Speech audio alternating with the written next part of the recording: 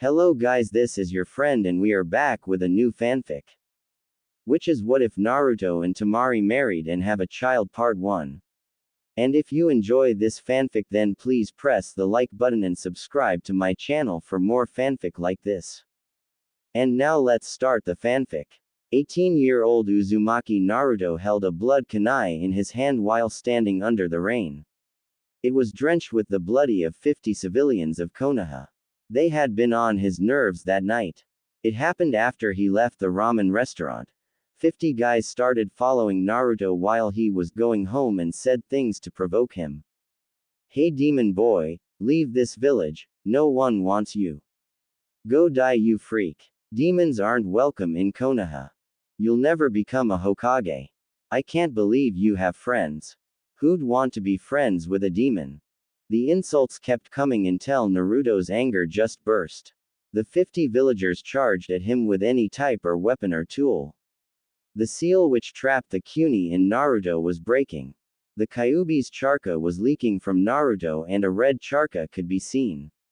The men started to panic, but Naruto rushed towards them with a kunai. They tried running, but they couldn't run far from Naruto. When it was all over, Naruto held his bloody kunai. He dropped his kunai and started trembling. He looked at his bloody hands. What have I done? Naruto said. What happened here? An Anbu asked. I didn't mean to. It just happened. Naruto tried to explain. You killed them all. No, it's not like that. I didn't mean to. Don't make excuses, murderer. I always knew you'd end up killing someone in Konoha. The Anbu said as he drew his sword. He jumped and swung his sword at Naruto, but Naruto dodged and pushed his kunai into the heart of the Anbu ninja. Naruto couldn't believe what he had done. He had just killed an Anbu. I have to run. If I don't, I'll be executed. In the hidden village of Sand, a very similar event was occurring. Gaara was standing in the middle of the street with his brother, Kankuro, and his sister, Temari. Gaara was being tormented by the villagers. Then a large mob came and tried to kill him, but the sand automatically killed them. The Kazekage came to the scene with all the Junins and Chunins available. Gaara, you've killed them all. You're no longer welcome in this village. Kill him, the Kazekage ordered. Wait, it's not his fault. They were provoking him, and the sand killed them, not Gaara. It was an automatic defense. Temari tried to explain. Unfortunately, it was futile. The Junins and Chunins threw their kunais and shurikens at Gaara. Temari parried them with her fan. We have to get out of here. Temari said. Kankuro stepped in front of Temari and Gaara. He pulled out his puppet and said to his sister and brother, get out of here. I'll keep these guys busy. But you'll get killed. Temari said. Just shut up and get Gaara out of here. I made a promise to Mom, and I'm gonna keep it. Now go. Kankuro said as he prepared to fight the ninjas of the hidden village of Sand. Temari tried to hide her tears, but she couldn't. She knew this would be the last time she'd see her brother. Goodbye, brother. Thank you. Yeah, whatever. Now get going. Gaara and Temari began to run as fast as they could while Kankuro tried to hold them off. He tried his best to buy them some time, but he was killed quickly and was unable to buy any time for his sister and brother.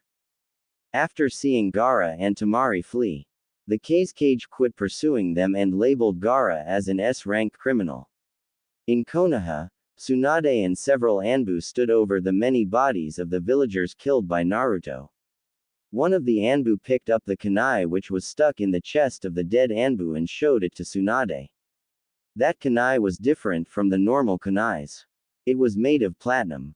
Naruto, why? Tsunade whispered. It was Uzumaki Naruto. I officially declare him as an S-rank criminal. How do you know it's him? One of the Anbu asked. Tsunade showed him the kunai. This is the platinum kunai presented to the winner of the Chunin selection exam. He won, and I presented this to him. Send 2 Anbu teams to search for him. Damn it. I didn't want to kill them. But, they got what was coming. Crap. Anbu. Naruto increased his speed. Where can I go now? I can stop by the hidden village of sand and visit Gaara. Gaara and Temari had been running for hours until they reached the forest in the country of fire. They could no longer sense the sand ninjas, so they stopped and rested. Temari curled up into a ball and let the tears run down her cheeks. He's gone. He's really gone, Temari said. We won't forget his sacrifice, Gaara said. Then he turned his head to the right where he sensed chakra. I sense a familiar chakra. I'm going to investigate. Stay here, he said as he left.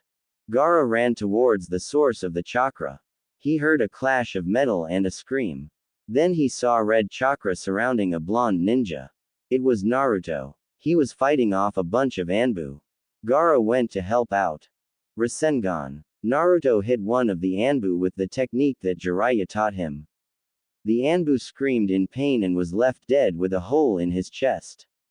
This isn't the Naruto I know from 6 years ago. Desert funeral. Gaara killed 3 Anbu with that one technique. The rest of the Anbu fled. Naruto looked at Gaara with a smile. I was just on my way to visit you. Me too. Gaara and Naruto jumped through the trees to meet up with Temari. Temari had finally stopped crying. The three were now discussing what to do now that they were all S-rank criminals. Let's explore the world. We'll just travel from country to country eating ramen, Naruto suggested. Temari and Gaara looked at Naruto strangely.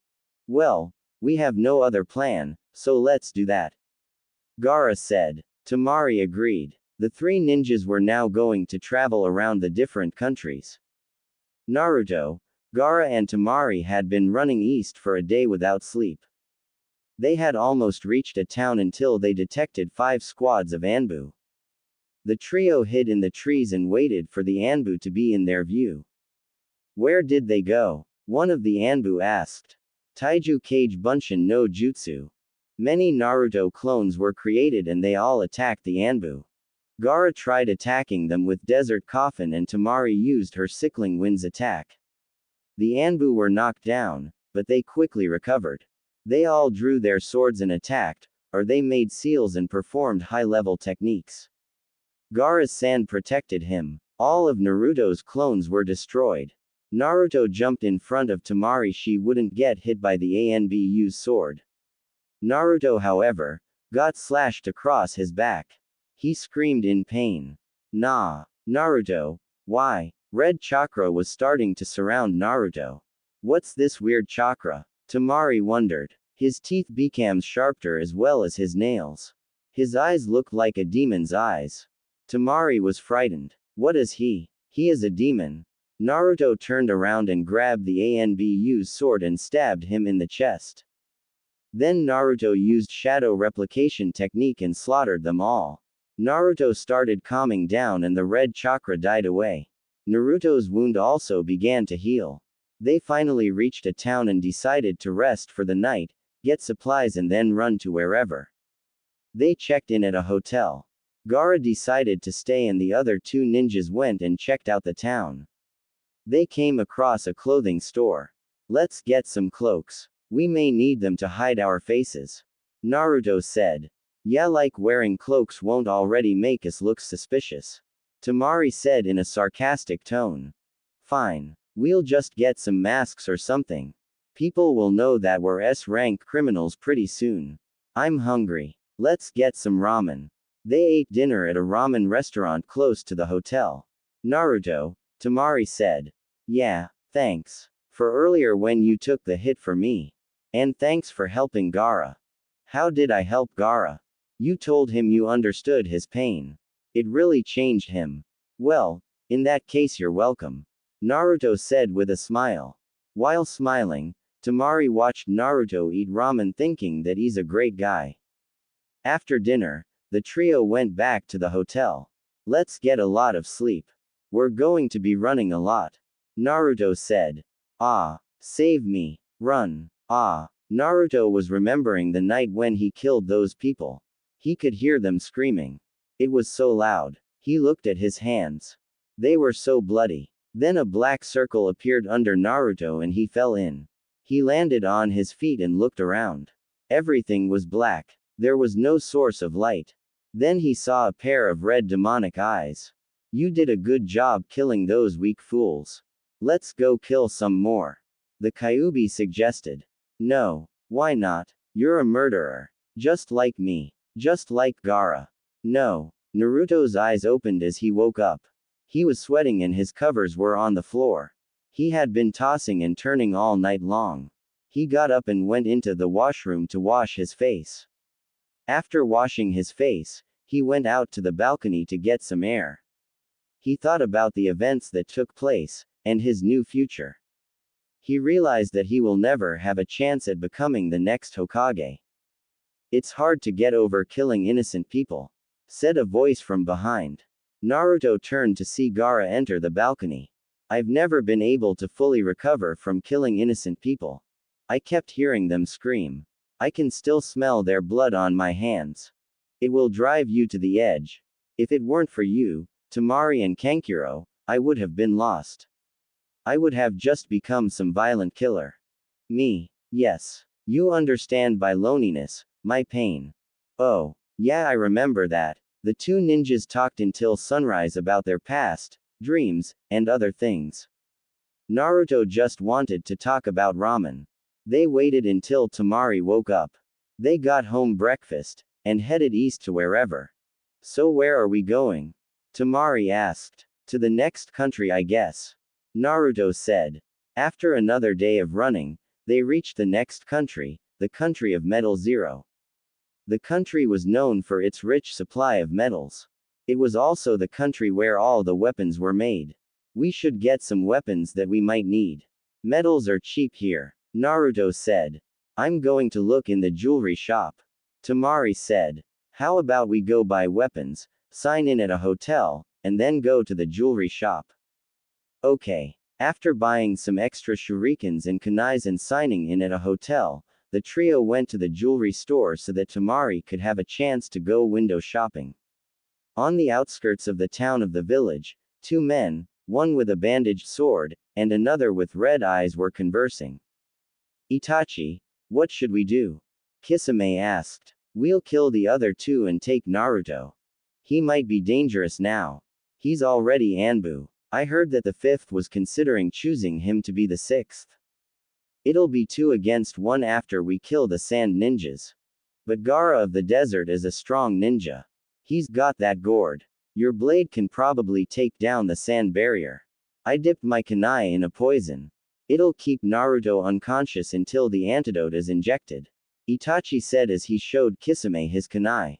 It was a normal kunai, but the tip was purple. The trio left the jewelry store with a smiling Temari. She had gotten a sparkling diamond ring on her right fourth finger, engagement finger on the right hand.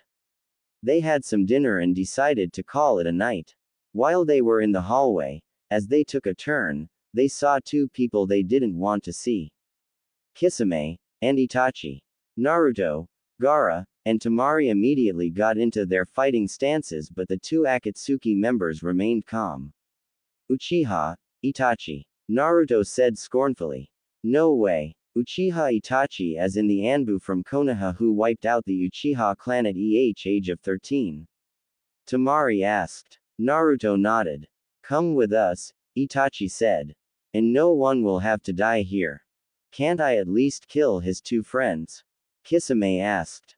No, I don't want to attract any unwanted attention.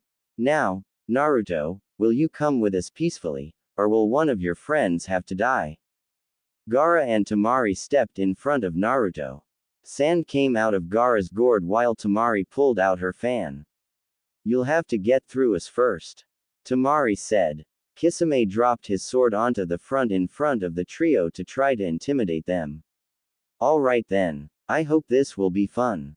Itachi, you take Naruto, I'll take the sand ninjas. Kisame said. Then he charged at the sand siblings with his sword and tried to hit Gaara, but Gaara's sand created a wall. Interesting. Temari quickly attacked with her fan, but Kisame dodged. Damn it. There's not enough room to use my attacks here. Give up now, Naruto. You cannot beat a Sharingan user. Itachi said. That's what Sasuke and I still kicked his ass. He is a weakling. Kage Bunshin no just you. The hallway was filled with clones of Naruto. Itachi let Kisame destroy the clones that charged at them with his sword. Eventually, almost of the clones were destroyed. Then Kisame saw two Narutos. One with his right hand out and the other moving his hands around the other Naruto's right hand. After making a ball of chakra, the Naruto clone disappeared in a puff of smoke and the real Naruto charged at Kisame with his Rasengan attack. Kisame managed to block it with his sword, but the sword was broken, and Kisame was hit in the upper chest by Naruto's Rasengan. "Let's get out of here," Naruto said. The trio ran downstairs and ran away from the town, leaving Itachi and his wounded partner. "Sorry for screwing up, Itachi," Kisame said. He could feel so much pain. There was a crater on his right chest. "Don't worry, Kisame. I'll get Naruto. You've been a good partner. Goodbye, friend," Itachi said as he watched Kisame breathe his last breath. He then picked up the body of his dead friend and left the town looking for a place to bury him. After running for a few hours, the trio stopped. "Who were those guys?" Temari asked Naruto. "Uchiha Itachi of Konoha, and Hoshigaki Kisame of Mist. They're S-rank criminals who are part of a dangerous organization called the Akatsuki. They've been after me for a couple years because I carry the Kyuubi, the fox demon that tried to destroy Konoha, and the reason I was hated in Konoha," Naruto explained. "We won't let them take you," Gaara said. "Thanks, guys. So this is why." He understands Gaara's sorrow, Temari said in her mind. After a moment of silence, Naruto pulled out a map. "Okay, the next village is." "No way. What is it?" Temari asked. "The next village makes the best ramen in the world." The trio ran to the village of ramen. They finally go to the village after a couple hours. "Welcome to the village of ramen," a beautiful young woman wearing a blue kimono said. "You must be new here. There's going to be a festival tonight, so please stay. It'll be fun." "Okay. We'll stick around," Naruto said with a smile. "A festival, huh? Sounds fun," Temari said. Gaara remained silent. The trio got some ramen, and then waited until night for the festival. Gaara decided to stay at the hotel and miss the festival, so Naruto went with Temari. Temari bought a kimono to wear for the festival, so Naruto waited while she got changed. Temari finally came out, but for Naruto, the wait was worth it. Temari was wearing a beautiful blue kimono which was very similar to the one the girl that greeted the trio was wearing. It also had a cherry blossom pattern. Her hair had been tied back into a ponytail. She also had a mini fan in her hands. "Like what you see?" Temari asked while doing a pose. Naruto's lower jaw fell to the floor. Temari giggled and said, "I'll take that as a yes." Temari walked side by side with Naruto down the street and caught the eye of all the men around her. They went to festival and saw lots of people and bright lights. Everyone seemed to be having a good time. Naruto competed in the ramen eating competition and won. He also won a bunch of prizes for Temari at the games area. They went everywhere in the festival. After walking around for a long time, Temari and Naruto went to a bar and ordered a bottle of sake. "This festival is so fun," Temari said. "Yeah," Naruto agreed. They sat at the bar for almost an hour talking about various things while drinking their sake. "So," Naruto said, "how are you dealing with the loss of your brother?" Temari remained silent, but tears fell onto the table. "It's hard to keep my emotions bottled up inside. It's almost killing me." "Well, it's not good to bottle up your emotions because, sooner or later, they'll burst and hurt those who care about you. So, if you need to cry, then cry," Naruto said as he moved closer to Temari. She decided to let her emotions out. She held onto Naruto and sobbed. Temari cried about everything, her life, the death of her parents, and her brother, Kankuro. After a while, Temari had finally finished crying. "I've gotten your jacket all wet," she said after she pulled away. "It's okay. Well, I'm gonna get dried up now. Be right back," Naruto said. Temari watched Naruto go into the washroom and decided to wait for him outside. Naruto thought about what Temari had said. How she had a loveless life. Her brothers and father didn't love her, and she had no friends. Naruto wondered if having a loveless family would be worse than having no family at all. After drying up, Naruto went outside to meet up with Temari. They went to get some more prizes and then went to the last event of the festival, which was a dance. Naruto didn't want to go, but Temari dragged him along. They were in the middle of the dance floor. Naruto tried to leave, but Temari wouldn't let go. Come on. It'll be fun. Temari said. No way. A slow song began to play and people started to slow dance. Temari grabbed Naruto's left hand and placed it on her hip. She put her right hand on his left shoulder, and they held hands with their other hands. Don't blame me if I step on your feet. Naruto said. I won't. When the song was almost over, two couples accidentally bumped into Temari and Naruto, which caused their lips to meet. It took a couple seconds for Temari and Naruto to realize they were kissing. However, neither of them tried to stop. In that instant, when Temari's lips met Naruto's, Temari forgot her sorrow, and felt joy. Temari was disappointed by how her first kiss happened, but was content because of the quality of the kiss. The kiss was so good that she didn't want to end it. Her body, unfortunately, was disagreeing with her. Her lungs demanded oxygen. They finally separated, looked away and remained silent. Naruto began to say. That was nice. Temari said. Yeah, that was. Should we, go to the hotel now? Yeah, we should. The walk back was silent. They walked side by side, not looking at each other. Finally, Temari stopped and decided to say something. Okay, this has been too weird. It was an accident, right? Yeah, Naruto agreed. I mean, come on. It was a dance. People kiss. It was just a friendly kiss.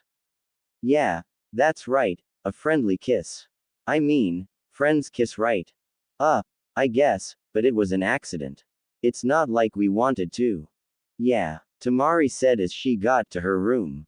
Since rooms were cheap, but small, Temari got a room to herself. Naruto and Gaara's was across. Well, this is my room. I had fun tonight. Good night, Naruto. Temari said as she went in. Yeah, good night. Naruto went into his room and tried to get some sleep. However, he could not stop thinking about Temari and that kiss. He tried to think about ramen instead, but Temari was on his mind. He got up and decided to go speak with Temari since it wasn't really late. Gaara wasn't in the room. Naruto thought that Gaara was outside going for a walk since he could not sleep. Naruto tried to get some sleep, but Temari and the kiss that they shared kept coming to mind. He got up, put his clothes on, and went for a walk. It was late. Everyone had gone home and people were cleaning up. The street's lights and the moon were the only source of light around. Naruto tried to figure out what the feelings he was feeling were. An image of Temari came to his mind and wouldn't leave.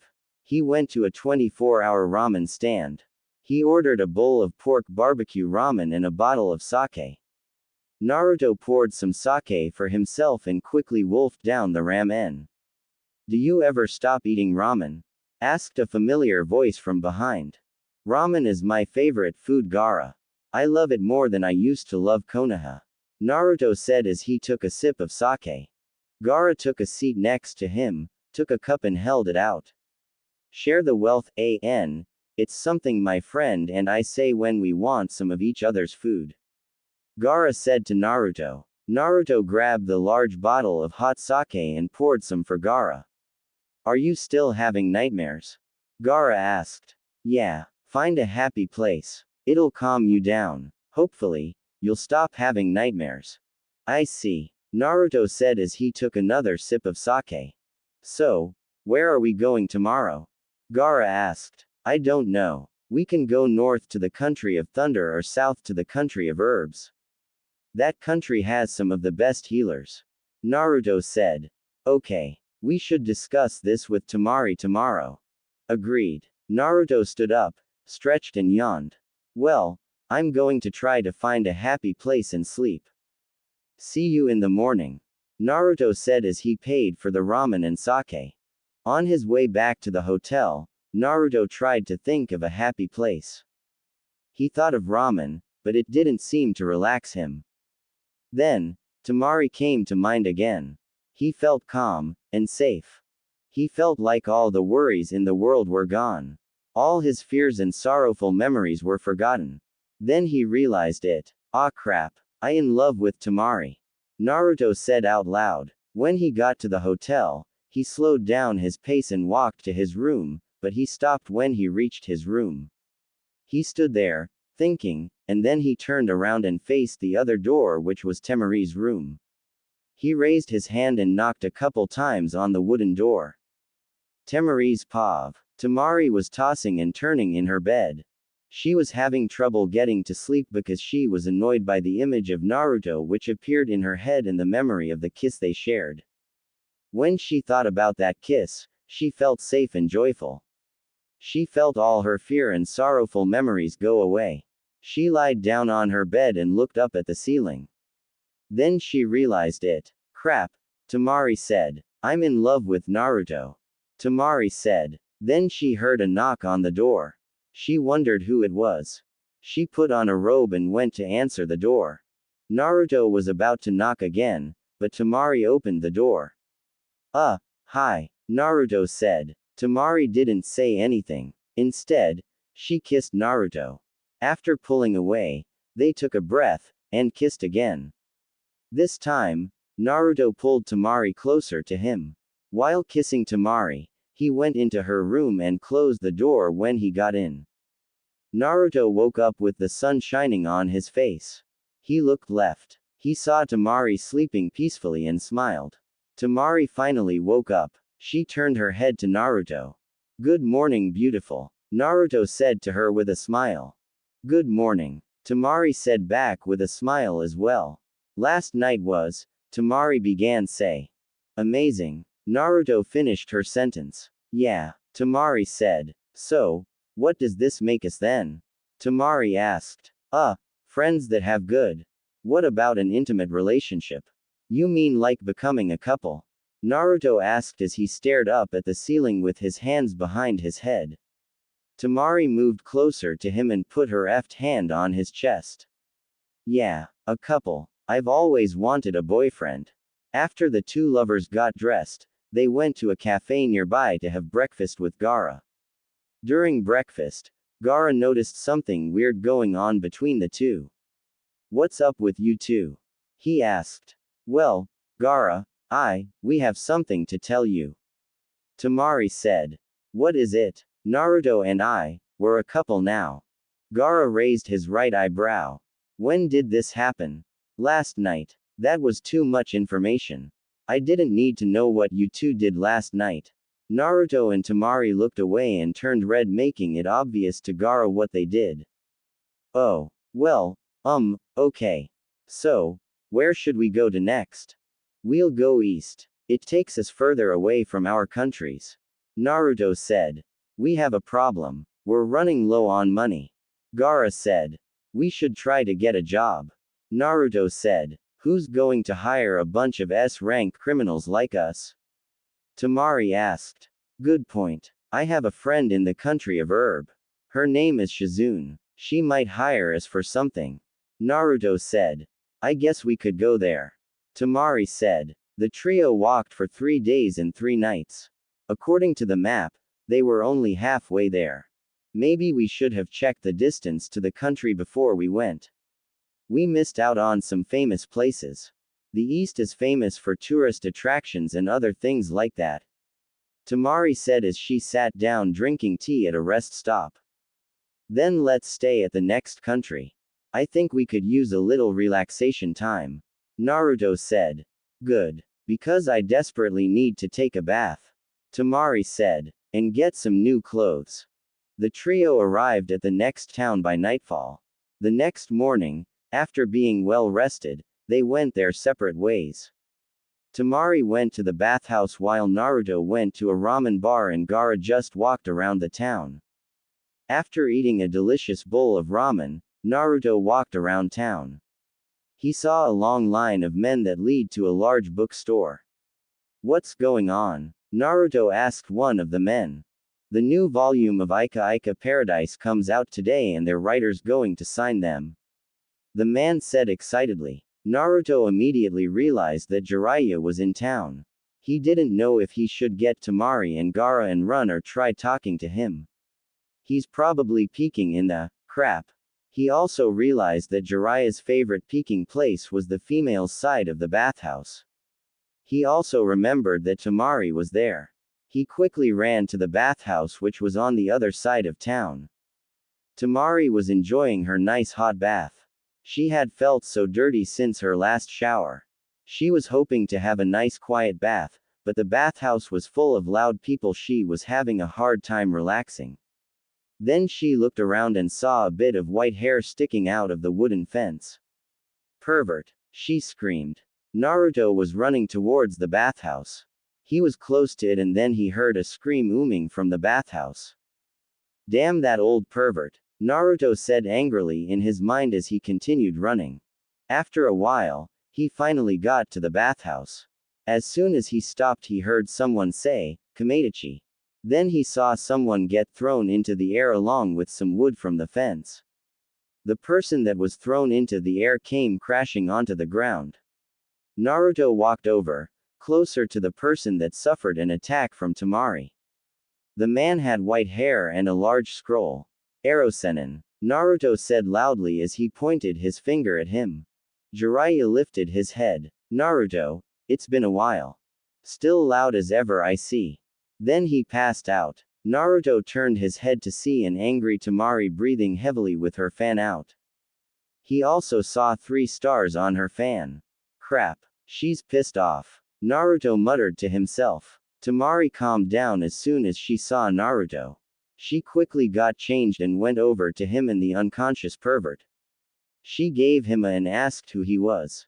They dragged him all the way back to the hotel they were staying at. They put him on one of the beds and splashed some water on him. Hot. Jiraiya screamed as he finally awoke.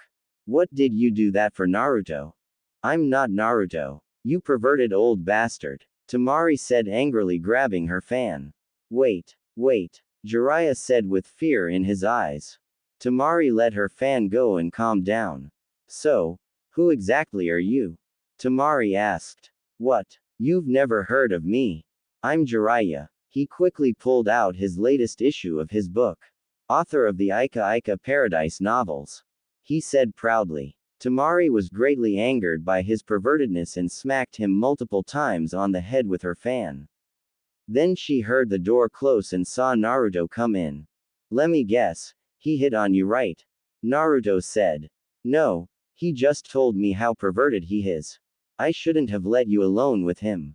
Oi, Naruto. Jiraiya had a serious look on his face. What? Let's so peeking. I found a great place other than the bathhouse. Immediately, Temari and Naruto both began to kick his ass. They stopped after leaving many bruises and bumps on him. Damn Erosenin. Then Jiraiya got serious again. Naruto, he said in a very serious tone. I've heard something about you. It regards an incident in Konoha. The same goes with you and your brother. Well then, are you going to kill us? No, I'm too old now. I can't beat you. However, I do believe that you didn't kill those people on purpose. You've never hated the villagers to do something that bloody. Lately, Naruto paused. My seal has been unstable. I've been losing control sometimes when I fight. Maybe I can help. Lift up with shirt and show me your seal. Naruto did as he was told. Jiraiya observed the seal carefully. Then he saw a crack on the seal. Have you been in a battle with Orochimaru recently? Jiraiya asked. Yeah, it seems that this is his doing. Only the third and the Sanins could do something like this. Jiraiya made some seals and put his hand over Naruto's seal and took his hand off the seal after a minute. There. I'm done. Thanks, old man. You should rest a bit. Right now, your chakra is resealing the seal. So stay in bed for another day. Jiraiya said as he stood up ready to leave. Well, I've got to go sign some books. I guess I'll see you around sometime, Naruto. And he left. Temari followed. Jiraiya, thank you, for helping Naruto. Temari said. No problem. He's been a good apprentice of mine. You should consider yourself lucky. You can't find guys like him easily. How did you? I saw that look in your eyes. I saw how much you love him. Do me a favor and take care of the kid. He's had a lonely life. Yes. One more thing. Jiraiya took out his book and a pen, signed it and tossed it to Temari. It's a gift for Naruto. Give it to him, will ya? Temari got mad again and threw the book at Jiraiya. You damn pervert. Konoha. Tsunade was signing a bunch of papers that she didn't bother reading as usual. Then she heard a knock. Come in, she said. An Anbu entered the room. You called for me, Tsunade-sama. Yes, I did. You can take your mask off, Sasuke. Since Neji is on another mission, I need you to do this mission alone. I want you to find Uzumaki Naruto. And tears started to fall from Tsunade's eyes. Are you okay, Tsunade-sama? Sasuke asked with his mask off. I never wanted this to happen, but the feudal lords demanded this. Your mission is to kill the missing nin, Uzumaki Naruto. Sasuke went east to try to find Naruto and kill him. He heard about a village of ramen and went there to investigate. He asked some of the villagers about Naruto. They said that he was here a couple days ago with a blonde woman with a fan, a red-haired guy with a gourd. I'm close. After her little chat with Jiraiya, Temari returned to the room to see how Naruto was doing even though she was only away for a minute. She sat next to Naruto who was lying down on the bed. How you feeling? She asked. Kinda tired. Well, your chakra is getting sucked out so you should feel tired. Just rest. We'll go after your seal is sealed. Temari said as she stood up and began to walk away. Naruto quickly grabbed her hand. Please, don't leave me here alone. Tears started to form in Temari's eyes. She sat back down next to him and hugged him. I'll never leave you. I promise. Gaara had been walking around town for a while. At the same time, he was battling Shukaku in his mind. Kill them. Tear out their insides. Create a river of blood. Shukaku instructed. No. Gaara tried his best to resist. Shukaku tried to weaken Gaara by giving him a headache. Ah. Thank you. A man said to Jiraiya who just signed his copy of the latest volume of Ika Ika Paradise. Nay. Jiraiya felt a disturbing chakra close by. What is that weird chakra? He wondered. He then stood up. I'm sorry everyone, but there's something I must do right now. Please come back in an hour or so. All the fans were disappointed as they began to leave the bookstore. Jiraiya stood outside the store trying to sense the chakra. Once he detected it, he went towards that direction. Temari had been sleeping next to Naruto. And you might have gotten the wrong idea if I said sleeping with Naruto, until she and Naruto were awakened by the presence of a demonic chakra. Temari sat up with fear in her eyes and started to tremble. Gaara, she said quietly and fearfully. What about Gaara? Is this chakra his? No, it's Shukaku's. He's transforming. Naruto tried to move but couldn't. You stay here, Temari said as she grabbed her fan and ran out the door to Gaara's location. Temari ran in the direction of where the chakra came from. But while she was running, she felt that chakra disappear. When she finally found Gaara unconscious, and she also saw Jiraiya next him, helping him up. Gaara, Temari called out running towards him. He had a demon in him. I've sealed it now, Jiraiya informed her. Thanks again, Jiraiya. Jiraiya returned to the bookstore to sign more books and Temari took Gaara back to the hotel. She put Gaara on the other bed. What happened to him? Naruto asked. Jiraiya sealed Shukaku. Now, Gaara won't be bothered by him anymore. He can also sleep now. Temari said with smile. They rested for the rest of the day and Next day, the trio began to travel once more. They had all become slightly happier since their meeting with Jiraiya. Naruto's seal was fixed, Shukaku was sealed, and Temari no longer had to fear that Gaara might lose control in her and others. Gaara finally got to sleep. It had been too long since he were walking at a steady pace talking, laughing, having a good time. Then Naruto stopped dead in his tracks. Come out, Uchiha. A black figure fell from the tree. It was Uchiha Itachi. Naruto, I have no intention of hurting your friends. Come with me peacefully and they will not die. Never. Naruto said as he got ready to fight. Very well. Gaara, take Temari and run. Gaara dragged Temari and got to a safe distance. As soon as Gaara and Temari were at a safe distance, Naruto ran towards Itachi with a kunai. Itachi took out his kunai and countered Naruto's moves and kicked him back. After Naruto quickly recovered from the kick, he tried to think of a strategy to beat him. He can counter all my moves with his Sharingan. Damn it. Shikamaru's the one who makes up strategies. I could really use his help right now. Itachi pulled out some shurikens and threw them at Naruto. Cage Shuriken Bunshin no Jutsu. More shurikens appeared. Naruto dodged them all, but he fell for Itachi's trap. Naruto moved left to avoid the shurikens and Itachi had gone left with a poisoned kunai and slashed Naruto's left arm. Surrender. Itachi warned Naruto. How can I beat him?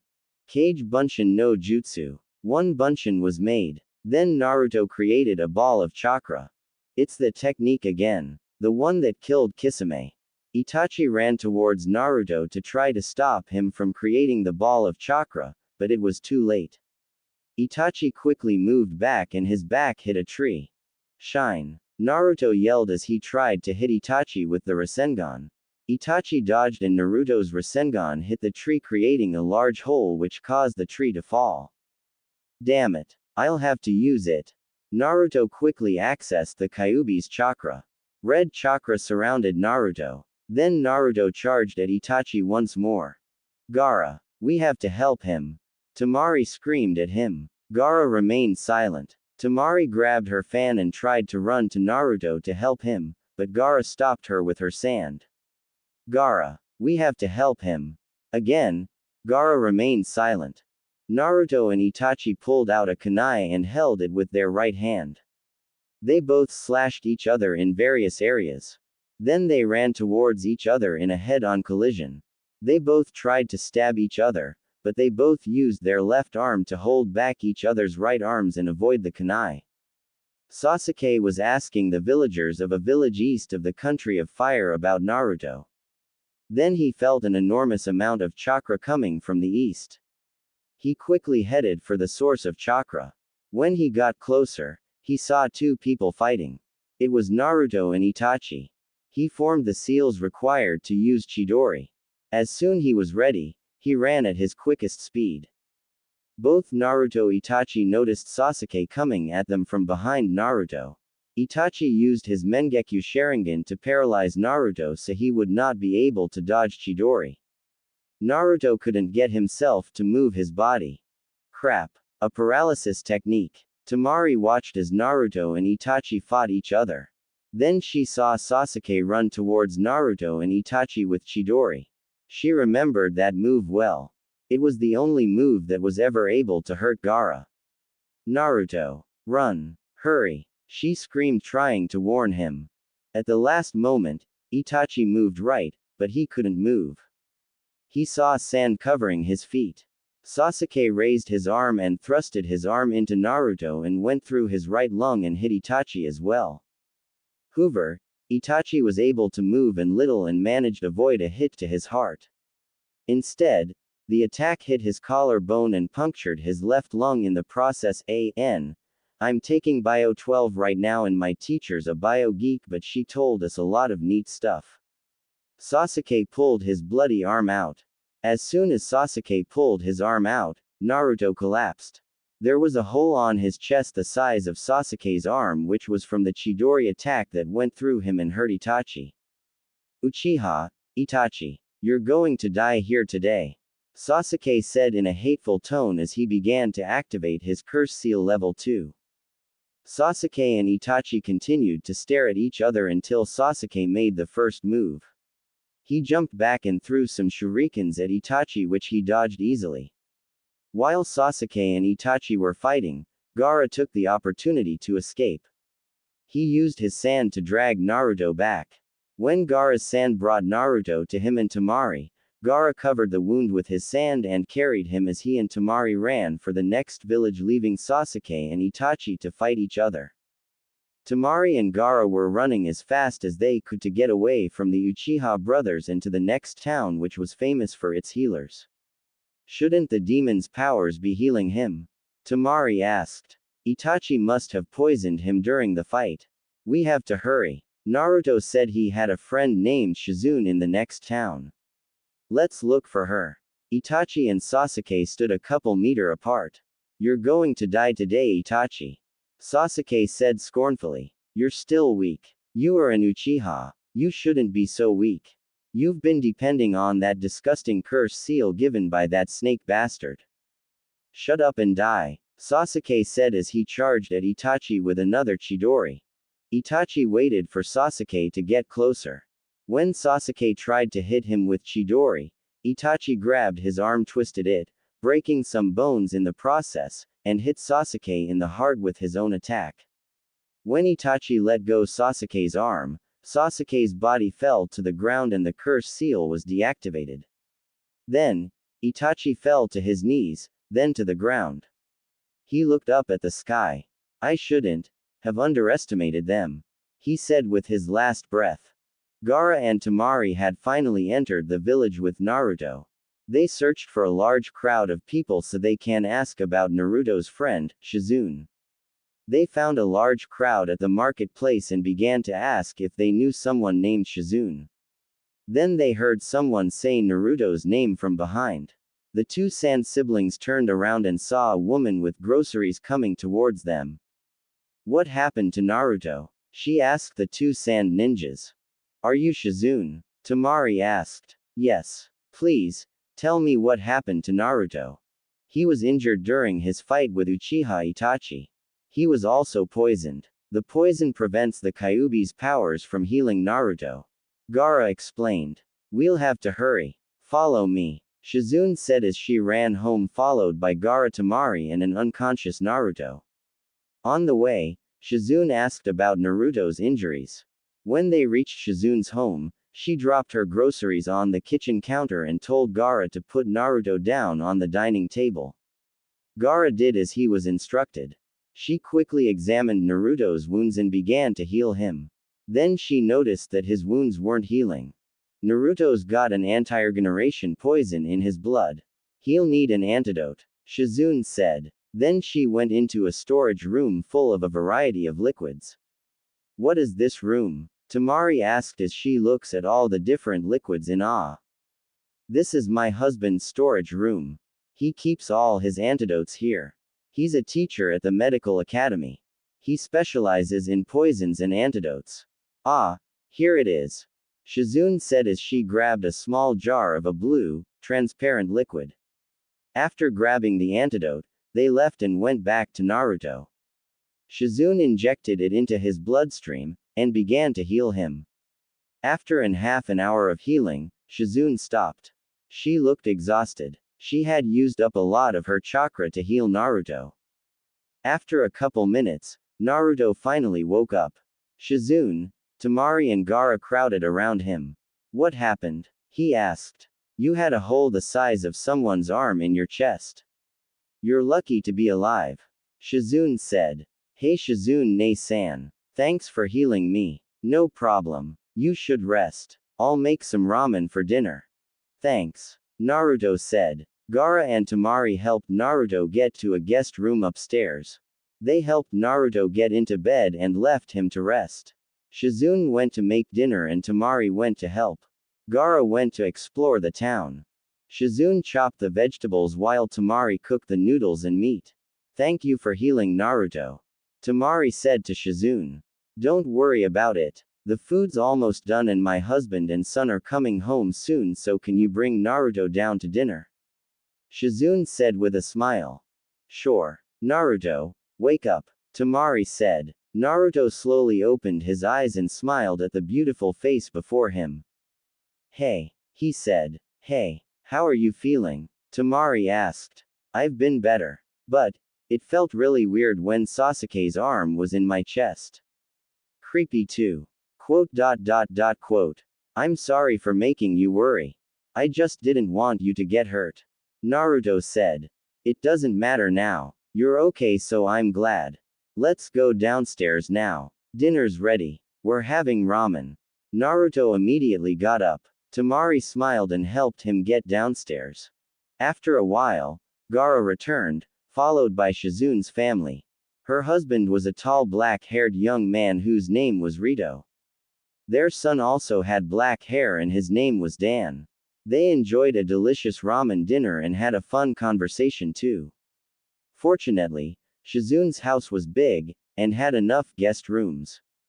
Each of the trio slept in their own rooms. The next day, Shizune got up early to make a big breakfast for her family and guests.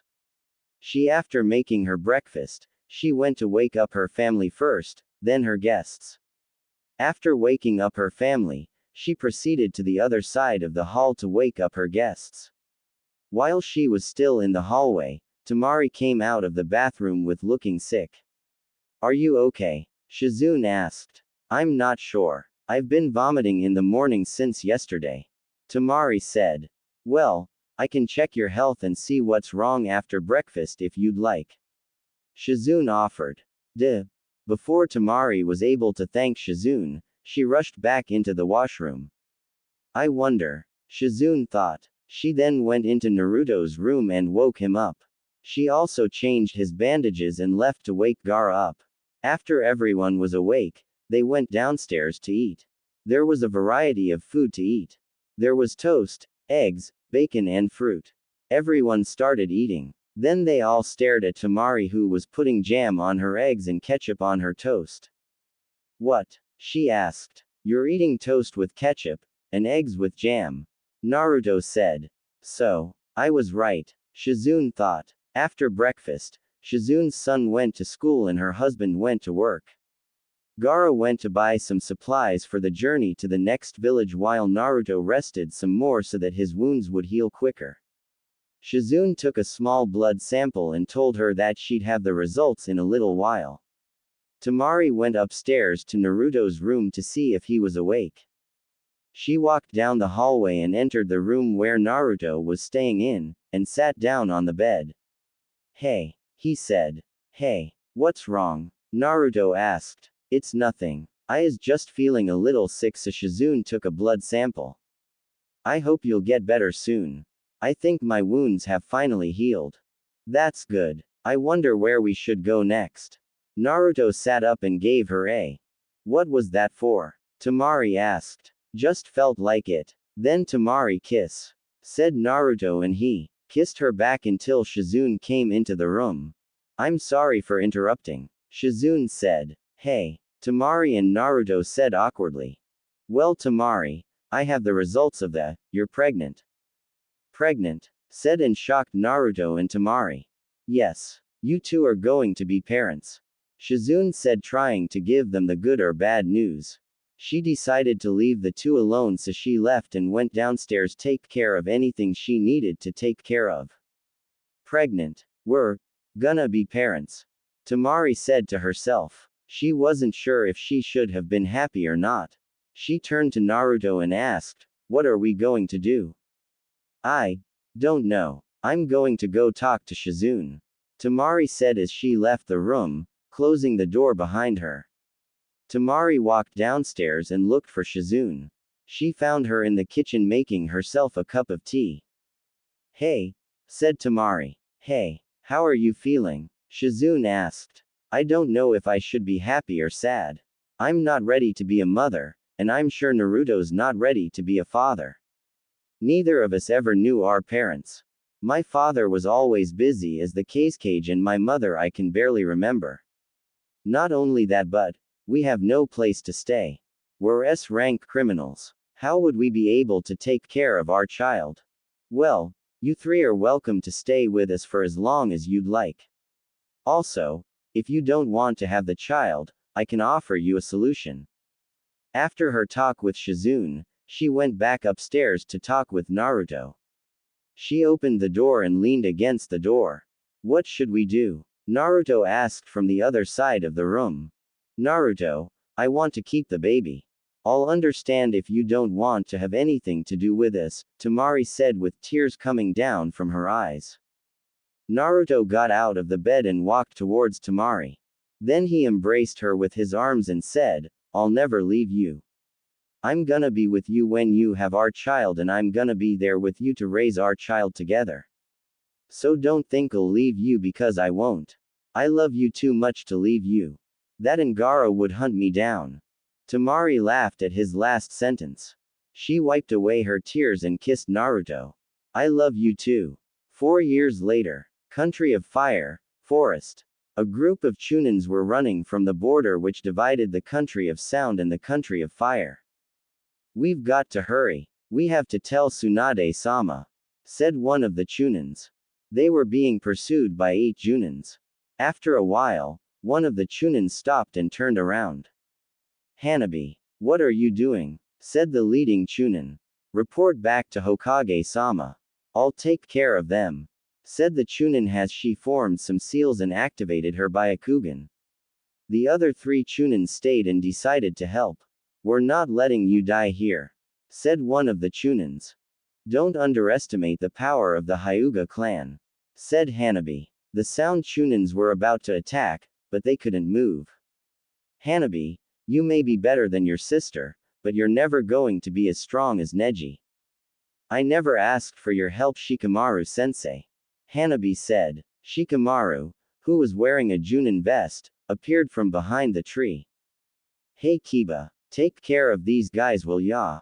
Shikamaru said. Then 2 gray whirlwinds appeared from below and hit the Junins. What are you 2 doing here? The leading Chunin asked. We're here to make sure you brats don't get killed. You guys have just recently become Chunins, you know. Kiba said to them with Akamaru besides him. Akamaru had grown from a cute white puppy into a fearsome red dog. Shikamaru, Kiba and Akamaru escorted the 4 Chunins back to Konoha. The 6 ninjas and 1 dog made their way up to the Hokage Tower to report back to Tsunade. They entered her office and the Chunins gave their report. Hokage-sama, we have bad news. The Sound Ninjas are being organized into parties for something big. It seems that Orochimaru is finally making his move. Since the hidden village of Sand is currently at war with the hidden village of Mist, we cannot expect to have their help. The Chunins reported. Tsunade thought about the situation the village was in. Shikamaru, what do you think of this? Tsunade aked. We don't know how many ninjas there are. We're probably going to need Jiraiya. If Naruto were here, Shikamaru immediately stopped talking as soon as he realized he said Naruto's name. Mentioning Naruto always made Tsunade sad and cry sometimes. Sorry Hokage-sama, Shikamaru said.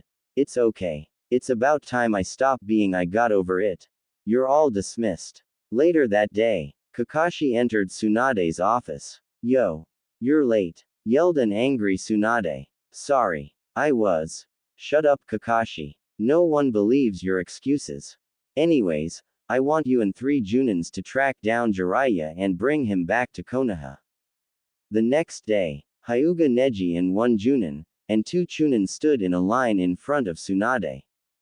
I've called you here because I want you to investigate something. The country of Wave has been one of our clients. However, it's been a couple years since they came and hired ninjas for anything. I want you to investigate. If you find a large number of Sound Nin, return here immediately. Neji will be leading this mission. After receiving their mission, Neji, the 2 Chunins and 1 Junin left Konoha to go to the country of Wave to investigate. Country of Wave. 18-year-old Inari cast his fishing net into the river under the bridge built by his grandfather, and named after Naruto, hoping to catch some fish. He managed to catch a lot of fish to sell at the market with his mother. He dumped the fish into a barrel and carried it home. He took a look at the bridge, remembering all the memories of it, and walked back to the village. On the other side, behind the bushes, a group of Konoha ninjas were hiding. 3 of them wore Junin vests and 2 of them wore Chunin vests. One of the Junins did some seals. Byakugan, he said. What can you see? Asked one of the Junins. Not much, said Neji. My Byakugan is limited to a 50-meter radius thanks to the damn seal. I just see a bunch of people and that guy with the fish. No hostiles yet. We'll need to get closer. Neji said. Then he and the other ninjas disappeared instantly. Neji and the ninjas got closer to the village. Nothing suspicious so far. We should go talk with the village leader. To make sure everything is okay. The ninjas casually walked into town. They passed by the market and still couldn't see anything suspicious. Then they arrived in the residential area where the village leader was. Strange. Neji said. What is it? Asked the Junin on his right. This is the residential area and there are no children playing. Something must be wrong. Neji said seriously. Maybe that's cause this is the alley. A Chunin pointed out. Neji's sweat dropped. I need a lil humor in my FIC. I like comedy. It's something Neji wouldn't do but I thought it'd be funny. I feel like Naruto right now. Neji said to himself in his mind. They group of ninjas walked past the alleyway and into the street. There was no sign of life anywhere. Then they heard a sound from their right. They saw a little blonde boy come out of a house a couple meters away. I'm going to Soda's mom. I'll be back in a bit. The boy said as he stood in the middle of the street. A woman also appeared out of the house with a coat saying, "Don't stay too long. Your father will be home any minute." Then both the woman and the child turned and saw the ninjas of Konoha. The woman froze. The boy hid behind the woman. Mommy, who are they? The boy asked. They're just ninjas. Go to Soda's now, the woman said to her child. Neji, isn't that? One of the Junins began to say. Temari from the Sand Village. I know. I recognize her. She's an S-rank criminal. We'll have to take care of this matter, said the other Junin. The boy went off and woman stood alone in the street with 5 ninjas. Can I help you? The woman asked. One of the Junins threw some shurikens at her and she easily dodged them. It's definitely her. But I wonder where her fan is. Then 2 Junins charged at her before Neji could stop them. Without warning, the 2 Junins that were charging at the woman were thrown back. In front of the woman stood a man with blonde hair wearing an orange jumpsuit. If you try to harm my wife in any way, I will kill you all slowly and painfully. The man threatened. The 2 Junins who were struck down were shaking in fear. Neji took a look at the man and realized who it was. He smiled. It's been a while, Uzumaki Naruto. The man looked at the only Junin left standing. Yeah, it has been a while, Neji. Why are you here? It's Uzumaki Naruto, the other Junins said with fear in their eyes. Calm down, Neji commanded. Naruto, can we talk about this someplace else? Follow me, Naruto said as he and his wife, Temari, went inside. Neji ordered the ninjas to wait outside and then went inside. Temari went to make some tea. Neji followed Naruto into the living room and took a seat across from him. So Neji, what are you doing here in a country like this? With 2 Junins and 2 Chunins? Naruto asked. Tsunade-sama sent us to investigate. The country of Wave hasn't hired ninjas for 4 years. She suspected that it might have something to do with sound and sent us. So the war's finally happening. Neji nodded. Temari came back with 3 cups of tea. She placed them on the coffee table and then took a seat next to Naruto. Neji picked up the hot cup of tea, took a sip and put the cup back down. So, you 2 are married now? And I assume that the kid is yours too. Yeah, a lot happened in 4 years. Indeed. There are some things I want to make sure of. Like what? Did you kill those civilians? And Sasuke too. I killed the civilians, but my seal was unstable at the time because of my fight with Orochimaru. As for Sasuke, No, I didn't kill him. He almost killed me, but I didn't kill him. Since you think he's dead, I assume Itachi killed him. This makes some sense now. I knew you wouldn't kill those civilians no matter what. It seems I was half right. Sasuke's disappearance also makes sense now. I thought you might have killed him, but I was wrong. So, what are you going to do now?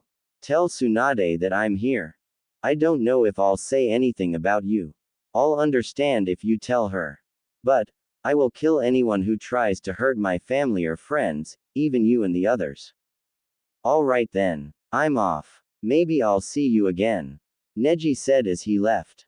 As soon as Neji came out of Naruto's house, one of the Junins asked what they talked about.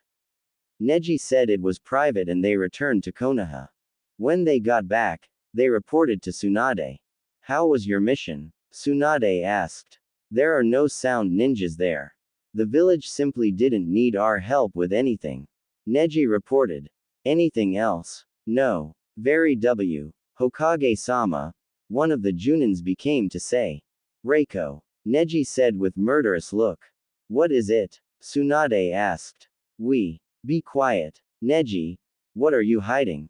I need to speak to Tsunade-sama alone. Leave, and don't say anything to anyone. Neji said. He waited for the Junins and Chunins to leave before he spoke. Tsunade-sama, the reason the country of Wave hasn't hired ninjas for the last couple years isn't because they didn't need help. It was because they had their own ninja. At least 2 to be exact. Most likely there is a third. Who are they? I believe that Gaara of the Sand is there. I have confirmed that Temari of Sand, and Naruto are there. And Naruto. Yes. I've also spoken with him. It seems that he is not the one responsible for killing Sasuke. It was Itachi. Also, when he killed those people, his seal was unstable.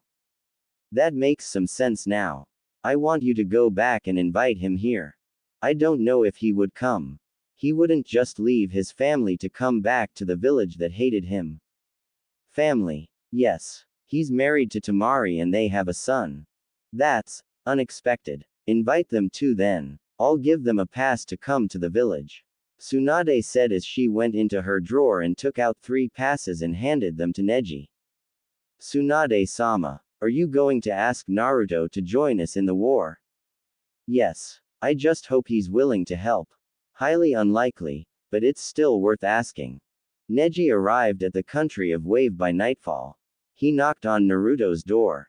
Naruto's son, Ichigo, answered the door. Hi, is your father home? The boy nodded. May I come in? Neji asked. Ichigo, who is it? Said a familiar female voice from the house. It was Temari. She welcomed Neji in and he followed Ichigo and Temari to the dining room where Naruto was enjoying some sake with Gaara. They both turned to the door and saw Neji. So you're back. Grab a chair. Naruto said. Neji pulled up a chair and took a seat next to Gaara. Temari sat across him. On her right was Naruto and on the left was Ichigo. What did you tell Tsunade? Naruto asked as he poured some sake for Neji. Everything. I didn't want to mention you, but one of the Junins blabbed. What did she say? Neji pulled out 3 passes and showed it to Naruto. She wants to meet you. Naruto took the passes. Why 3? She also wants to meet your family. She doesn't hate you for what you did. She's been different ever since you left. I guess you were like a son to her. I'll think about it. Why don't you stay for the night? It's too dark to go back now. Alright. Thanks. After Temari tucked Ichigo in, she prepared a guest room for Neji. Then she went back downstairs to talk with Naruto. Do you think you'll go? Temari asked. Well, I would like to talk to Tsunade, and get some ramen. I'd also like to show you and Ichigo around Konoha. I don't know. We're labeled as S-rank criminals. Besides, the people probably still hate you. It's not like they'll ever stop hating me. Well, if you go, I'll go too. I sure Ichigo would love to go. He's always been stuck in this country.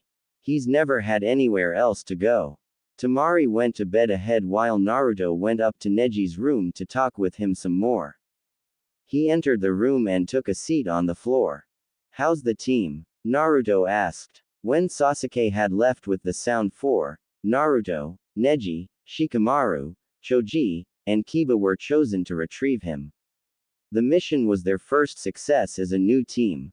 We went our separate ways after you left. Hiyashi-sama trained me for a bit. Then I started going on missions again. Kiba and Shikamaru became Junins quickly, had some students but they already made Chunin. Choji goes on a rank missions unless he's training. I miss them. We made a great team, didn't we? Yes, we did. We may not have been called the Gonin 5. Sorta like Sanin thing for Orochimaru, Tsunade and Jiraiya, but we were definitely not a team to mess with. I've been thinking about the invitation, Naruto began to say. You can think. I didn't know that was possible. Neji said with a smirk. Quote. Anyways, I think I'll accept Tsunade's invitation. Also, I'm going to bring my family with me. But I will kill anyone who tries to harm my family. Agreed. We'll leave tomorrow after breakfast. The next day, after a delicious breakfast, Neji, Naruto, Temari and Ichigo got ready to go. Gaara stayed behind because there were only 3 passes, and he had some work to do. After a long walk, they arrived at the outskirts of the village of Konoha. Then Neji, Naruto and Temari suddenly stopped. What's wrong, mommy? Ichigo asked. I see 10. They're not that fast. Must be Chunins. Neji said. Then he tossed 2 kunais to Naruto and Temari.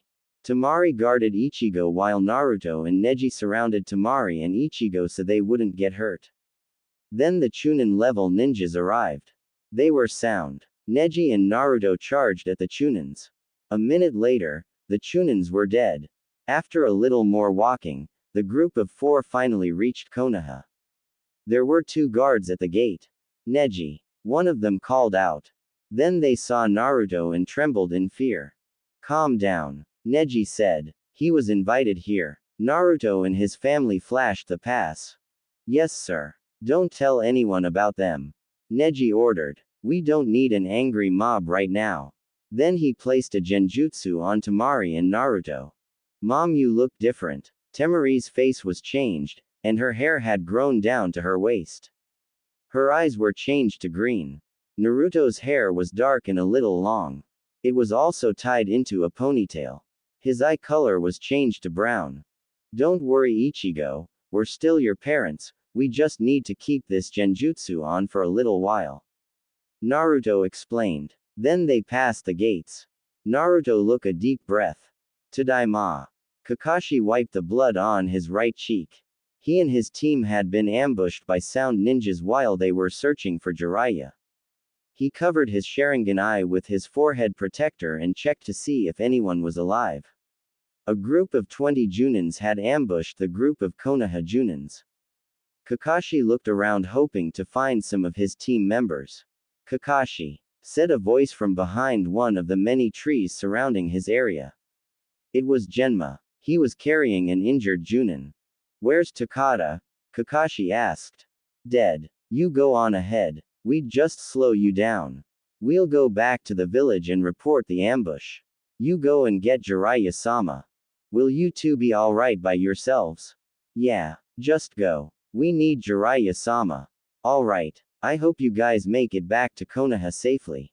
Kakashi said as he left. Neji, Naruto, Temari and Ichigo managed to get to the Hokage's tower without drawing any attention. They walked down the corridor leading to Tsunade's office. Ready, Naruto? Neji asked. I guess. Naruto said as he opened the door. They group of 4 entered the room and saw a pink-haired girl sitting across Tsunade. She turned her head and saw Neji, a woman, a man, and a little boy. Both Sakura and Tsunade stood up to greet them. Hello, Naruto. Tsunade said. Naruto and Temari deactivated the genjutsu. Hey, Bachan. With a smile on her face, Sakura ran up to Naruto and hugged him. It took Naruto a moment to recover from his shock. He wasn't expecting Sakura to hug him. He thought that she thought Naruto was the one who killed Sasuke. After recovering from his shock, he hugged her. I missed you, Naruto, she said as she pulled away after hugging him. Hey, Sakura. Sakura looked at the woman standing beside him and a little boy holding her hand. Who are these two, Naruto? My family. This is my wife, Temari, and my son, Ichigo. Wife. Son. Yeah. Sakura crouched down and was now face to face with Naruto's son, Ichigo. She smiled and said, Hi. Hi. She stood up and faced Naruto. He's so cute. I'm sorry to break up the reunion, but I would like to talk to Naruto alone, please. Tsunade said. Sakura, can you give Ichigo and Temari a tour of the village? I'm sure Ichigo would like to see Konoha. Yes, Tsunade-sama. Wait, said Naruto. I'm not letting anyone take my family anywhere without me. I'll go with them, Neji offered. Naruto hesitated. Just remember what I said about my family, Neji. Don't worry. The new group of 4 left, leaving Naruto alone with Tsunade. Have a seat. Naruto sat where Sakura was previously sitting. How have you been? Tsunade asked. Fine. I met up with Shizune a couple years ago. She's doing well, in case you're wondering. That's nice to know. Naruto, Neji told me what about the incident. Also, I'm sorry I sent Sasuke to track you down. I was ordered to do so by the feudal lords. If Sound tries to harm my family, I'll join the war, if not, you're on your own. You read my mind. That wasn't the only reason I asked you to come. I did miss you. So did your friends. I miss them too. Naruto, if you help us fight the war, I can restore your citizenship of Konoha. But the people will still hate me. Not if you're Hokage. I don't care about being Hokage anymore. It was just a childish dream. Naruto, I'm going to choose a 6th soon. I want it to be you. I like the life I live in the country of Wave. But they don't have a ramen restaurant as good as the ones in Konoha. She got him. She knew he couldn't resist. I'll think about it. However, you have to give citizenship to Temari, Ichigo, and Gaara.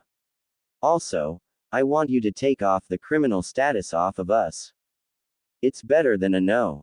One more thing. Have you heard of the massacres that have gone on in various countries? Tsunade asked.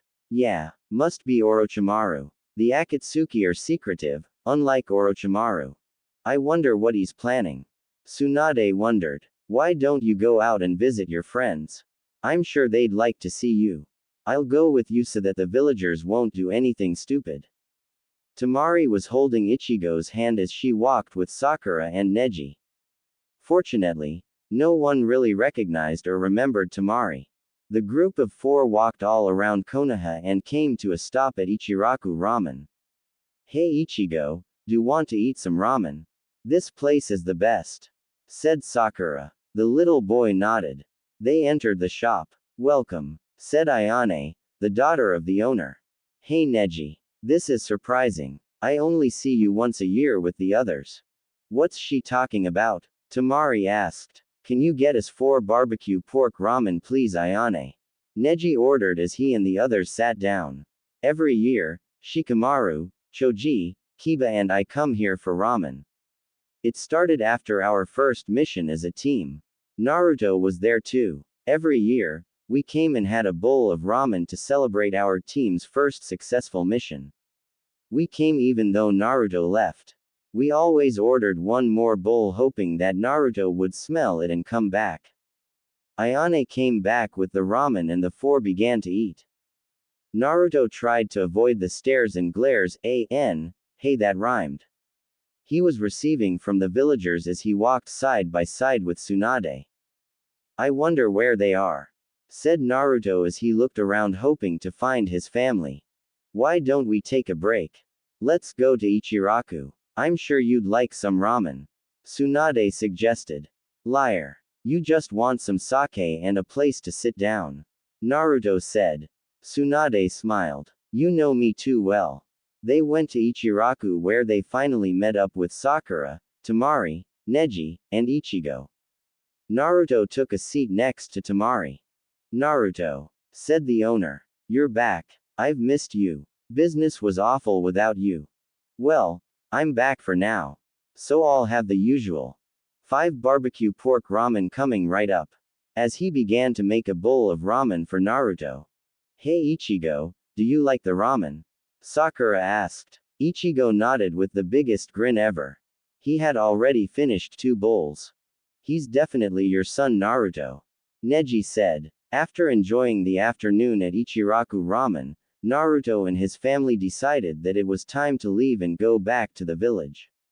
Tsunade, Sakura, and Neji escorted Naruto and his family to the gates of Konoha. I hope to see you again, Naruto. Tsunade said to him. Maybe. Bye. Naruto said as he waved to his friends. Then he began walking home with his wife and son. Naruto, watch out, Neji warned. A dozen shurikens appeared from the forest. Neji and Sakura threw their own shurikens to counter the ones thrown at Naruto and his family. 10 sound ninjas appeared from where the shurikens came from and charged at Ichigo and Temari. Naruto knocked 6 of them down, but the other 4 got past him. Sakura quickly took out 2 while Neji took out the last 2 just before they were about to harm Ichigo and Temari. Are you alright? Naruto asked his family. Yeah, we're fine. Tsunade. Naruto turned to face her. I accept your offer. The trip back to the country of Wave was silent and uncomfortable. Both Temari and Naruto said nothing to each other and kept quiet. Only Ichigo and the forest which surrounded them made a type of sound. After the long walk, the Uzumaki family finally reached the bridge. There awaited Gaara. How did it go? Gaara asked. Temari grabbed Ichigo's hand and walked past Gaara not saying anything. What did do? He asked Naruto. I joined Konoha in their war against Sound. Oh, that explains it. I assume Sound tried to attack Temari or Ichigo. Yeah, what is she offering you? She'll remove our criminal statuses and give us citizenship in Konoha. Also, she offered me the position as the 6th Hokage. I thought you gave up that dream. I did. I don't care about being Hokage anymore. My family is all that matters. So when are you leaving? Tomorrow. Should I go with you? No. I need you to protect them in this village.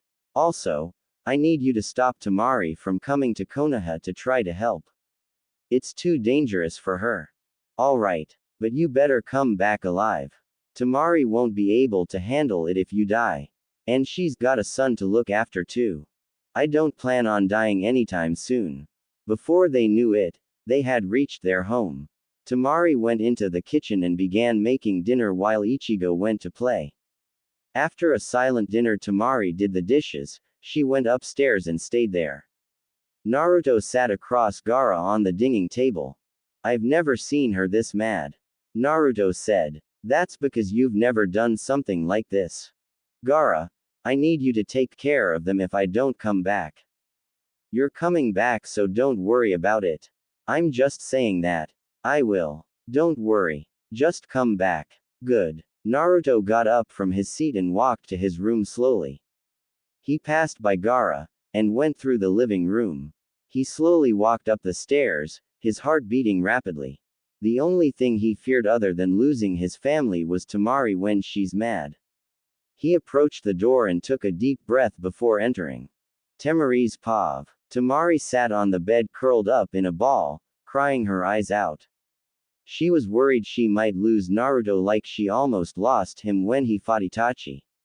She heard the door open and immediately grabbed a kunai from the drawer and threw it at the door. Naruto's pav. Just as Naruto entered the room, a kunai was thrown at him. He managed to catch it. You should watch where you throw these. What if it was Ichigo? I aimed for your head and Ichigo isn't even 4 feet. Temari said. Can we talk? Naruto asked as he got closer to Temari. There's nothing to talk about. Temari said. This is something I've got to do. Why? You don't need to fight.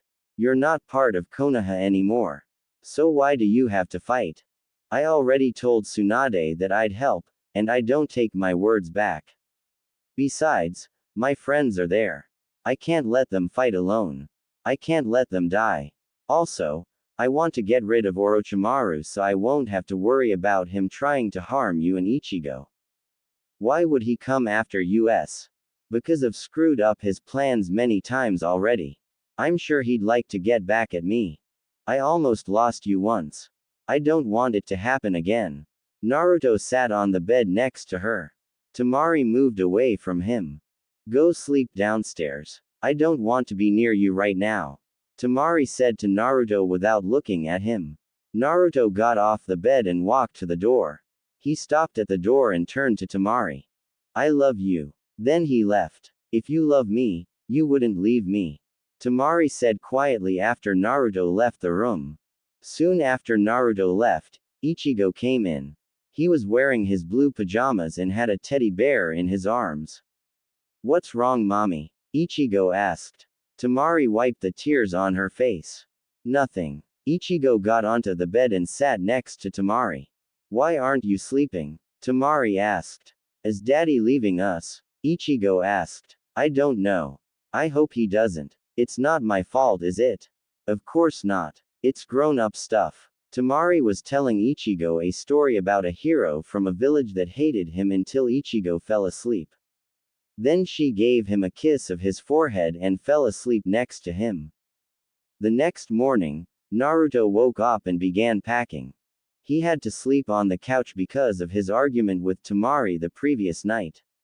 He walked back upstairs and opened the door. He saw his wife and his son. He saw what he thought was a beautiful sight. Then Temari woke up and quietly got out of bed trying not to wake up Ichigo. Temari left the room and went downstairs with Naruto. She made some coffee for the both of them. Neither of them spoke for a long time. The uncomfortable silence was finally broken by Temari. I want to go with you. No, it's too dangerous for you. Hey, I remember times when my brothers and I were stronger than you. You can't go. This is my war. You don't need to get involved. He kissed her, and then he hugged her for what seemed like forever. Gaara and Ichigo came downstairs. Hey, Naruto said to them. Gaara nodded and Ichigo ran up to Naruto and gave him a big hug. Okay PPL, this is the part where you go. JK, hey Ichigo, Naruto said to him as he crouched down to Ichigo's height. Can you do me a favor? Sure, Dad, Ichigo said while trying to look tough. You're big and strong, so I need you to take care of your mommy for me, okay? Ichigo nodded. I'll definitely protect Mom, said in a determined tone which reminded Naruto of himself when he was a child. Naruto smiled. Good. I'll leave her in your care until I come back. Ichigo nodded. Naruto walked towards the door until he was stopped by Gaara. Take care, Gaara said. Naruto turned to face him and smiled. You're talking as if I'm going to die. I'll be back, okay? Don't worry. Then Naruto turned around and exited his house. As he began to walk to the bridge by himself, Temari came out of the house with her fan. Gaara and Ichigo followed. Wait, Temari said. I'm going with you. No, you can't go. I've already told you that this is my war. You can't stop me from going.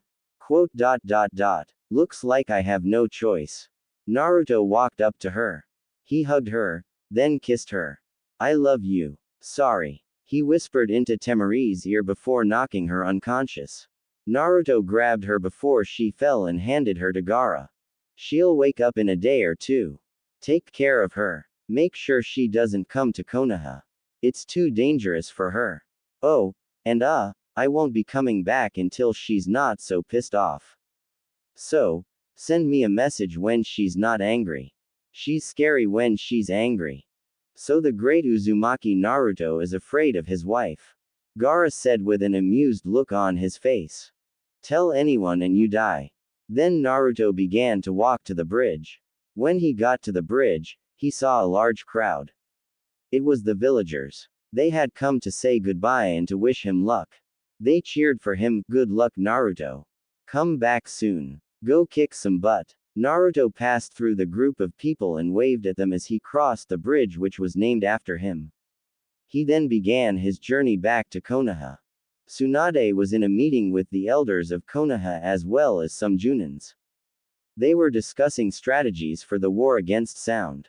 Shikamaru was explaining some strategic plans he had for the war. They had spies within sound.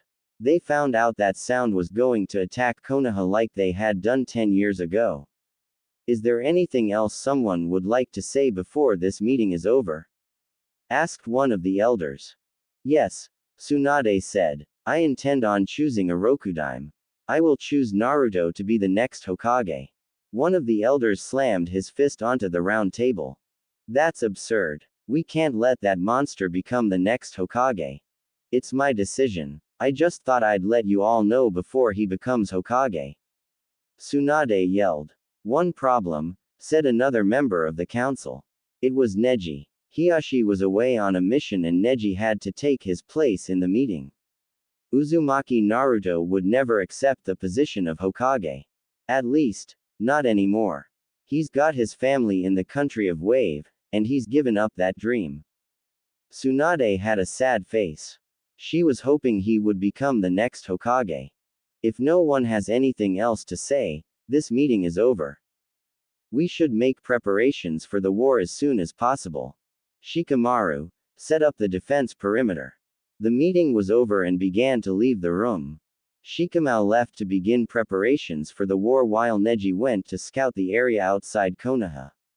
Tsunade wandered around the village. She saw that the villagers were happy even when they were threatened with war. She found a bar and had a couple bottles of sake. She sat alone, with a bottle of sake. She missed the old days when Shizune used to tell her she shouldn't be drinking so much and when Naruto was just a kid with the dream of becoming the next Hokage. Naruto walked under the brightly shining sun. Then he heard Neji call out his name.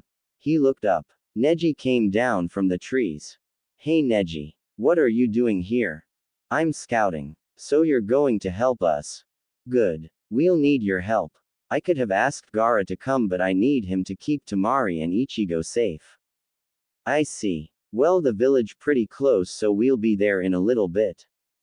Shikamaru was planning the defense of Konoha. He went down to the gates to strengthen the defense.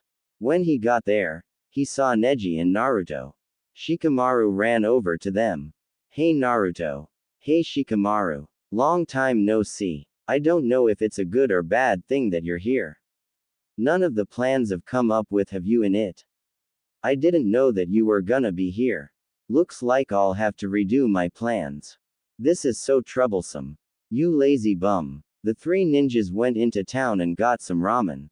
They were soon joined by Choji, Kiba, and Akamaru. They talked about the old days and asked Naruto about the last 4 years. Naruto asked his friends about their last 4 years. Then a Chunin came and told Naruto to go see Tsunade. Naruto walked to the Hokage Tower, and his friends went to prepare for the war. He opened the door and entered. Thank you for helping us Naruto. Tsunade said to Naruto as he entered and sat across Tsunade. Well, I didn't want my friends to die. What did your family have to say about you joining us? Well, Gaara's at home with Temari and Ichigo and Temari. She's going to kill you when you get back after the war, right? Yeah, Tsunade laughed. I never thought you'd be afraid of your wife Naruto. Shut up. So how big is Orochimaru's army? Konoha has a higher chance of victory now that you're here. It'll be higher if Jiraiya and Kakashi can come back in time. I was wondering where Kakashi was. Well, I'm going to train a little. I haven't fought a real battle since, well, a long time. Naruto walked to the place where the names of the heroes of Konoha were. He looked at the long list. Sarutobi, Obito, Hayate, and the list continued. He stood there for a while, thinking about whatever came to mind. Then he saw an image of his family. It brought a smile to his face. I won't have my name carved on that list. Then he went to train. Kiba was out on a walk with Akamaru, and his girlfriend, Hinata. Both of them grew in height. Kiba no longer wore his jacket. It was replaced with a Junin vest. Hinata's hair had become longer. Hinata wasn't a Junin. She had decided to use her Byakugan in the medical field. She was known as the chakra doctor because she knew a lot about the chakra circulatory system. There. I just BSED 68 words into the FIC cause I was bored and procrastinating. They were talking about what they'd do after the war. They went to get something to eat, but then they heard an explosion at the gate. They knew what it meant. Sound had finally attacked. Kiba gave Hinata a kiss and then ran to the gate with Akamaru. Naruto heard the explosion. Looks like finally started. Then he went to Hokage Tower to be given instructions. Tsunade stood on top of the Hokage Tower. She looked down on the village and saw the citizens retreating to their designated areas. This is it. Tsunade called Naruto. He jumped up to the tower and stood next to her. What do you need me to do? You and I need to fight Orochimaru. So wait. If Orochimaru summons, we'll both need to summon. I hope Jiraiya and Kakashi get here quick. An army of sound ninjas rushed in through the broken gates. They didn't find anyone around. The squad leader was about to spread the squad out, but was interrupted. Hey! The sound ninjas looked up. They saw 5 ninjas standing on the roof of a building. One had long hair and white eyes, the other stood next to a dog, another had big eyebrows, one had a head shaped like a pineapple, and the last one was a female. She had 2 scrolls in her hands. The ninja with the big eyebrows jumped down in the middle of the sound ninjas and was now surrounded by 50 sound ninjas. He reached into his pocket and pulled out a bottle of sake. This'll be easy. He then drank the bottle and fell onto the ground. The sound ninjas laughed. The squad leader grabbed his sword and walked over to Rock Lee. I'll make this quick. He raised his sword, ready to strike. Then Rock Lee quickly stood up and kicked the sword out of the squad leader's hand. You fell for it. Then Lee began to kick the crap out of the squad leader. The other sound ninjas were both angered and scared. The rest of the sound ninjas charged at Rock Lee, and Lee repelled them all. Kiba laughed. This is the funniest strategy you've come up with, Shikamaru. Well, this is both funny and efficient. Shikamaru said. Your turn, Tenten. Tenten opened her scrolls. She formed some seals. Sushoryu. She jumped into the air. Her 2 scrolls surrounded her in a double helix form. Then weapons appeared from the symbols in the scrolls. Tenten grabbed any weapon which appeared from the scroll and threw them at the sound ninjas who were farthest away from Rock Lee. Within 5 minutes, 49 Chunins and 1 Junin had been defeated.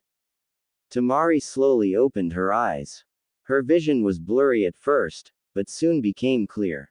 What happened? She asked. Then she remembered what happened. She sat up. Naruto went. Didn't he? Temari asked in a sad tone. Yeah, Gaara answered. Tears began to form in her eyes. And then she began to sob. He'll be back. Don't worry. Jiraiya, Kakashi, and 3 other Junins were on their way back to Konoha. It took the group 2 days to find Jiraiya. Kakashi, what's the status of Konoha? Jiraiya asked. Tsunade-sama can't beat Orochimaru alone. Then we'll have to hurry. The Konoha ninjas increased their speed, hoping to get to Konoha in time. The Sound Army was rushing into Konoha. Orochimaru was behind the Sound Army. He was accompanied by 2 male ninjas. Then Kabuto came.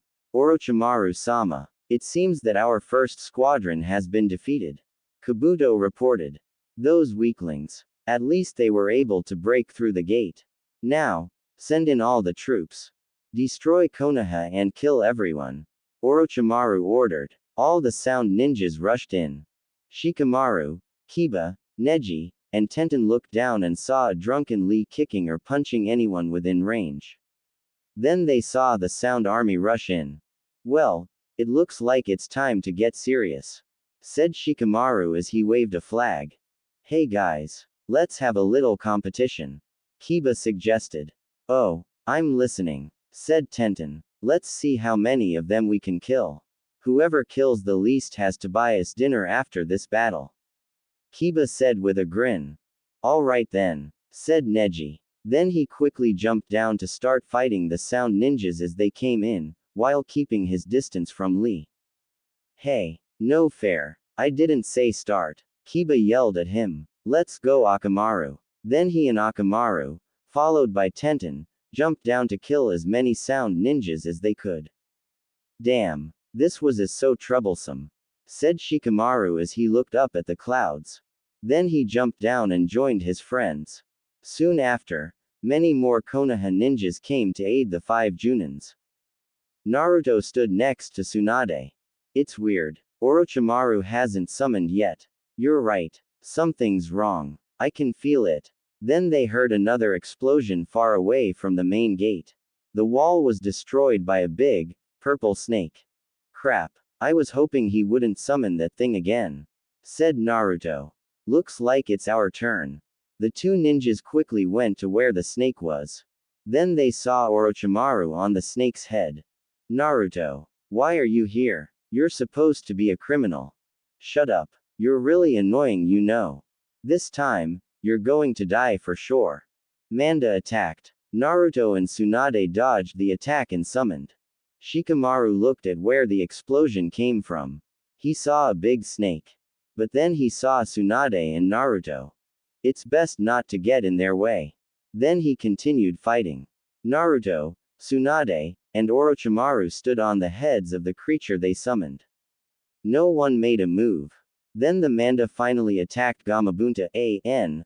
I can't remember the name and I don't have the Naruto EPS right now, so I can't get the name. Gamabunta jumped over the snake and pulled out his knife. So, it's you again, said the giant frog. Maybe I make sure I get my snake-skinned wallet this time. The frog leapt into the air and held its knife up high, ready to strike. The snake moved to the side to avoid the knife. The slug spat acid and the snake moved again. Then the frog landed on Manda's tail and cut it off. Orochimaru, you kill of those 2. I'll take care of the frog and slug. Orochimaru jumped off Manda and headed for the Hokage face statues. Tsunade and Naruto followed. The 2 ninjas followed Orochimaru to the top of the Hokage tower, where the 3rd Hokage's funeral was held years ago. Orochimaru turned and smiled. He clapped his hands together. Kuchios. Edo Tensai. Then a small vortex appeared from the ground, and a casket rose from the vortex. Then a second one rose. And then a third one.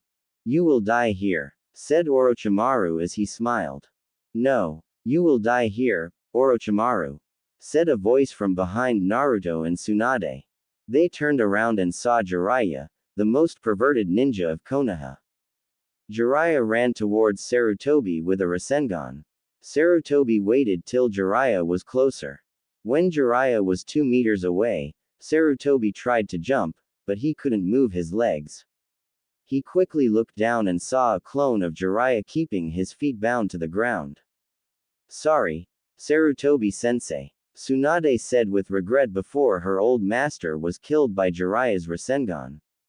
Tsunade looked at Jiraiya with a sad face. We did what we had to do. He would have been proud. Jiraiya said to Tsunade. Yeah, I'm sure he would be. Now let's go help Naruto. Naruto threw kunai after kunai, and used every jutsu he could think of, but Orochimaru kept dodging or blocking the attacks. Arg, stay still will ya?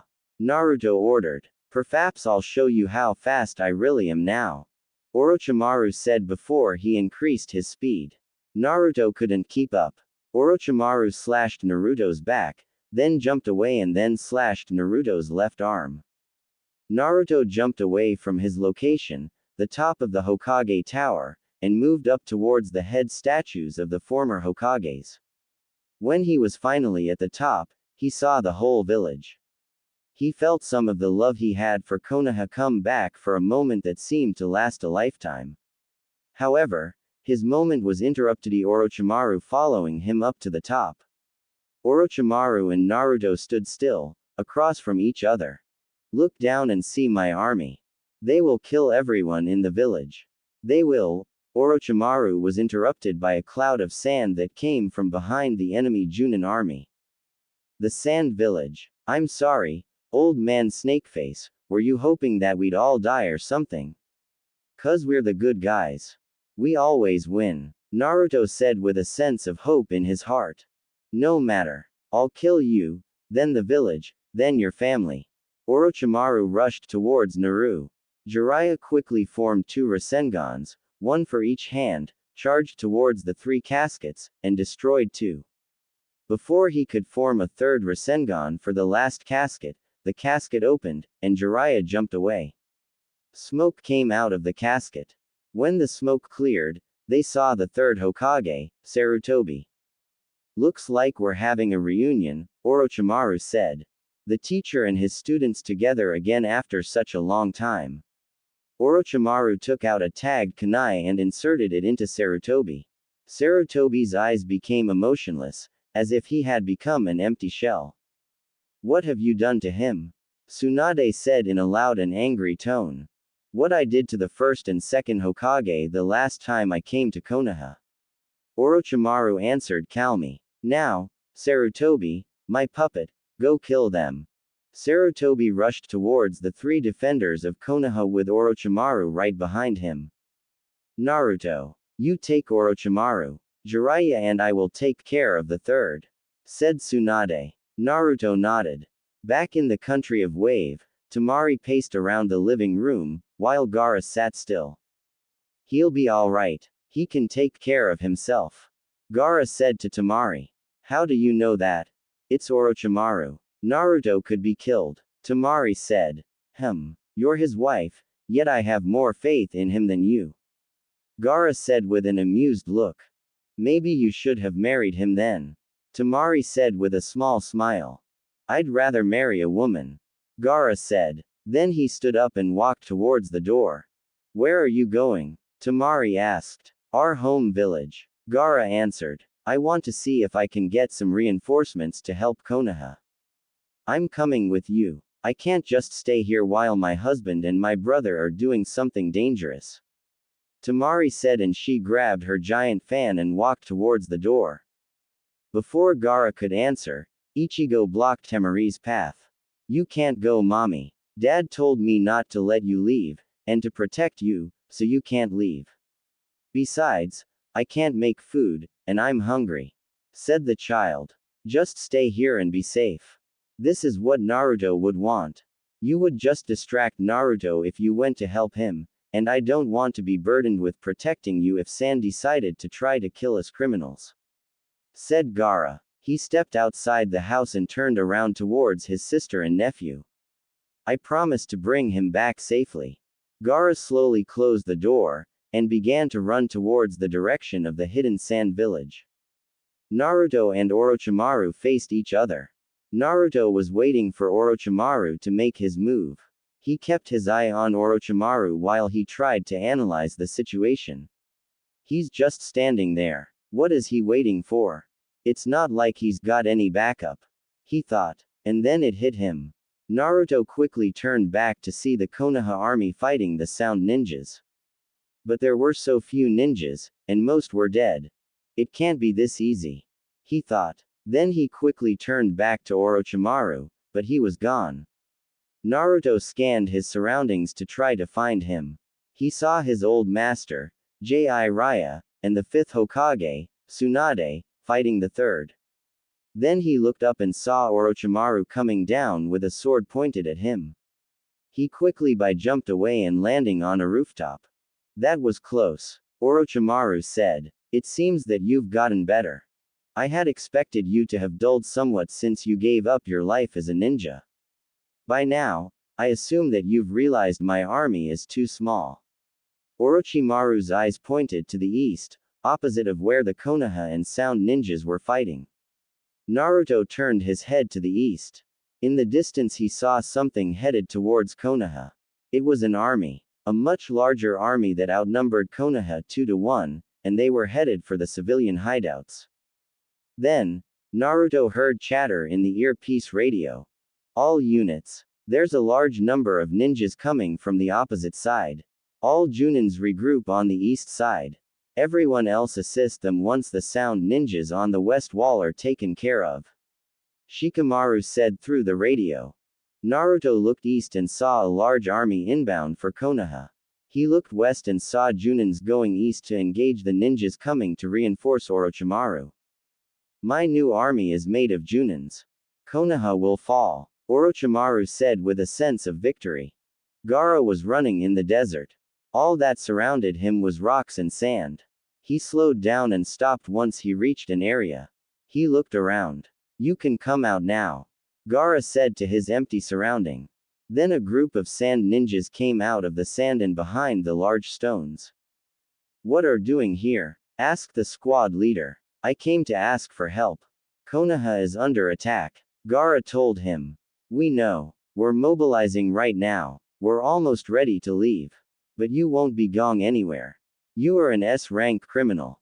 You will be killed, said the squad leader right before he and the squad attacked. Gaara released the sand in his gourd. Using the sand, he disabled the ninjas and bound them.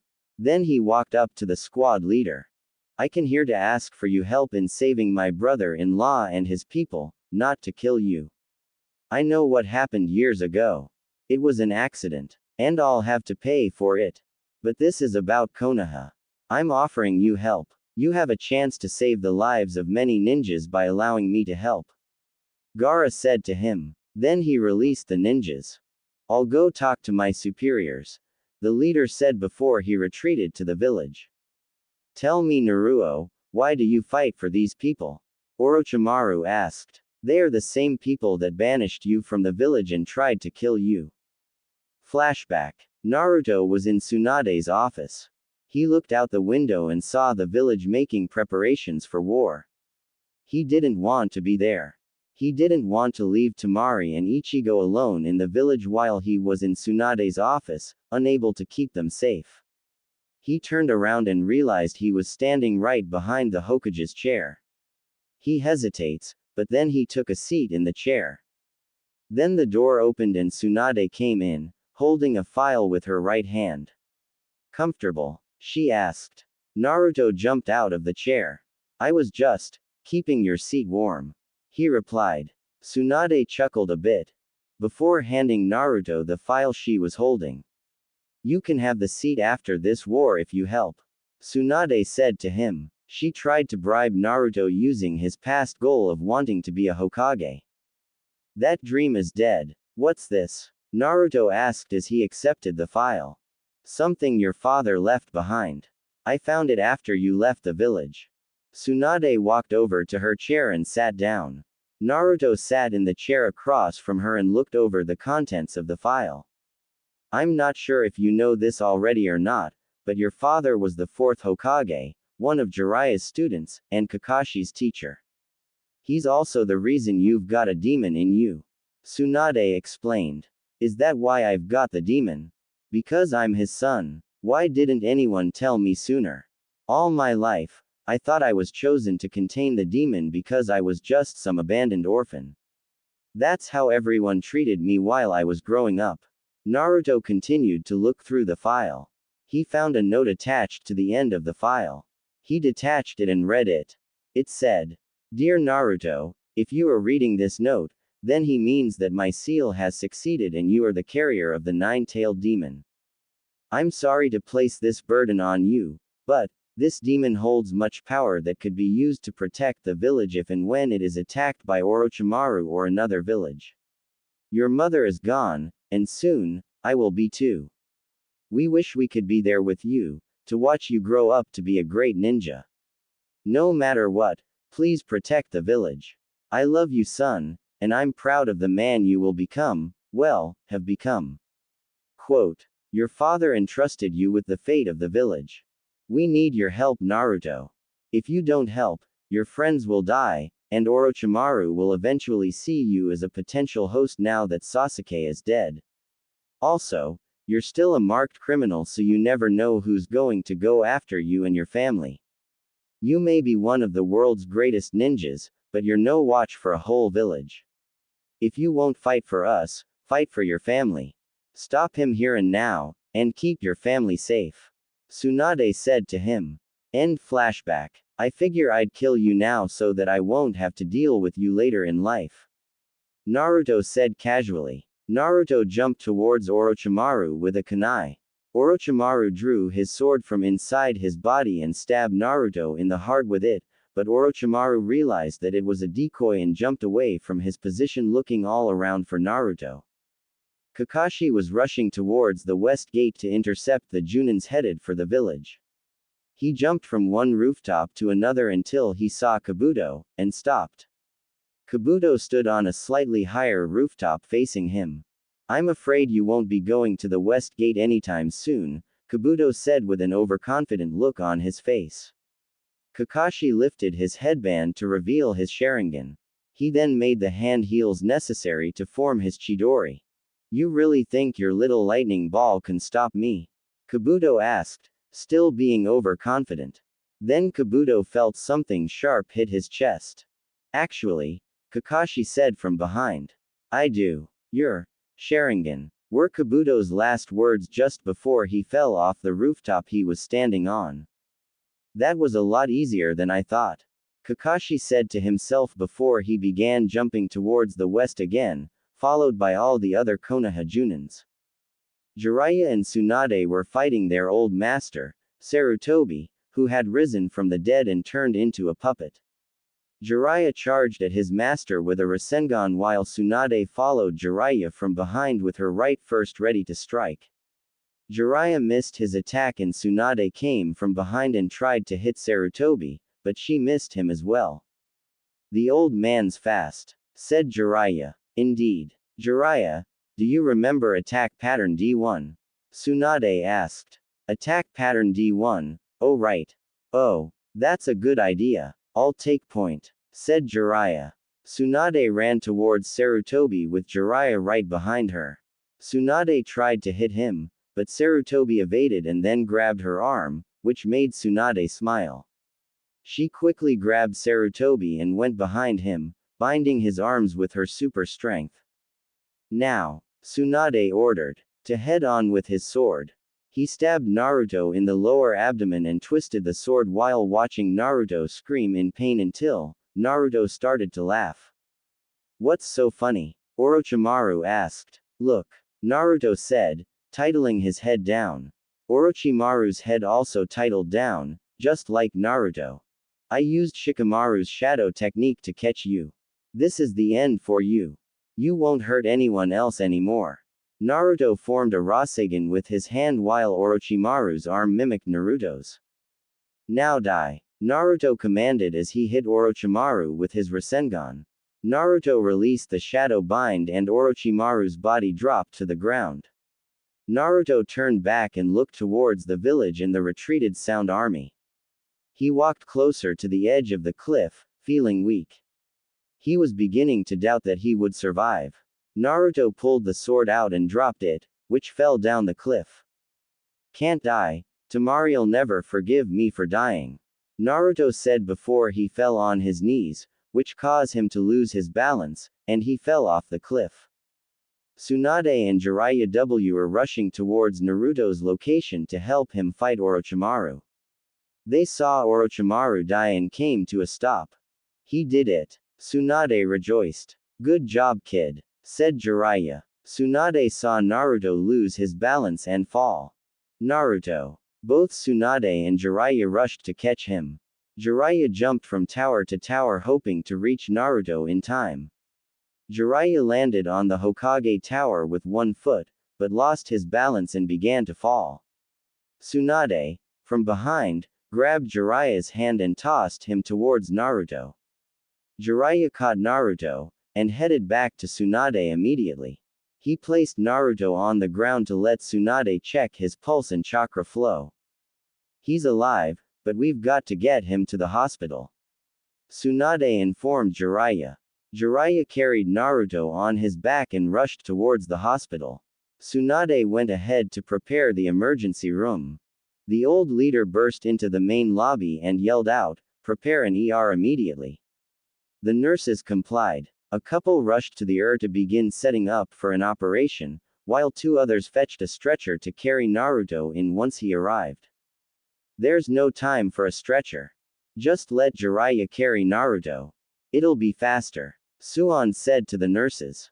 When they all arrived in the Naruto was placed on the operating table, and looked at Tsunade. Do your thing, he said to her. Then he looked at Naruto. Don't let me outlive you, kid, he said before leaving. It had been days since Gaara left to help Konoha. Temari stayed strong for her son. She tried not to show any weakness in front of him. She watched him play outside while crying her heart, and when her son was asleep, she'd cry quietly in her room, so that Ichigo wouldn't know. One morning, she went outside to the market near the village entrance with her son. She tried not to think of her husband as brother since it would only bring tears to her eyes. She felt the wind blow against her, and heard the wind chimes make their sounds. Ichigo turned his head right, towards the village entrance. He then hugged on his mother's hand. Mommy, look, Ichigo said. Temari complied. She turned her head and saw her husband accompanied by her brother and some ninjas. She ran towards Naruto and hugged him till he let out a small cry of pain. Ow, are you okay? Temari asked. Yeah, got stabbed again, so, just the usual injury. Her husband answered. Temari gave Naruto a kiss. I missed you. I thought I'd never see you again. I thought. Temari was interrupted by Naruto's lips on hers. Gaara walked over to Ichigo and picked him up, and walked towards their home. Come on, kid, let's go. You're too young for this. So, I killed the bad guy, got our names cleared, and saw my family again. All I need now is a bowl of ramen and one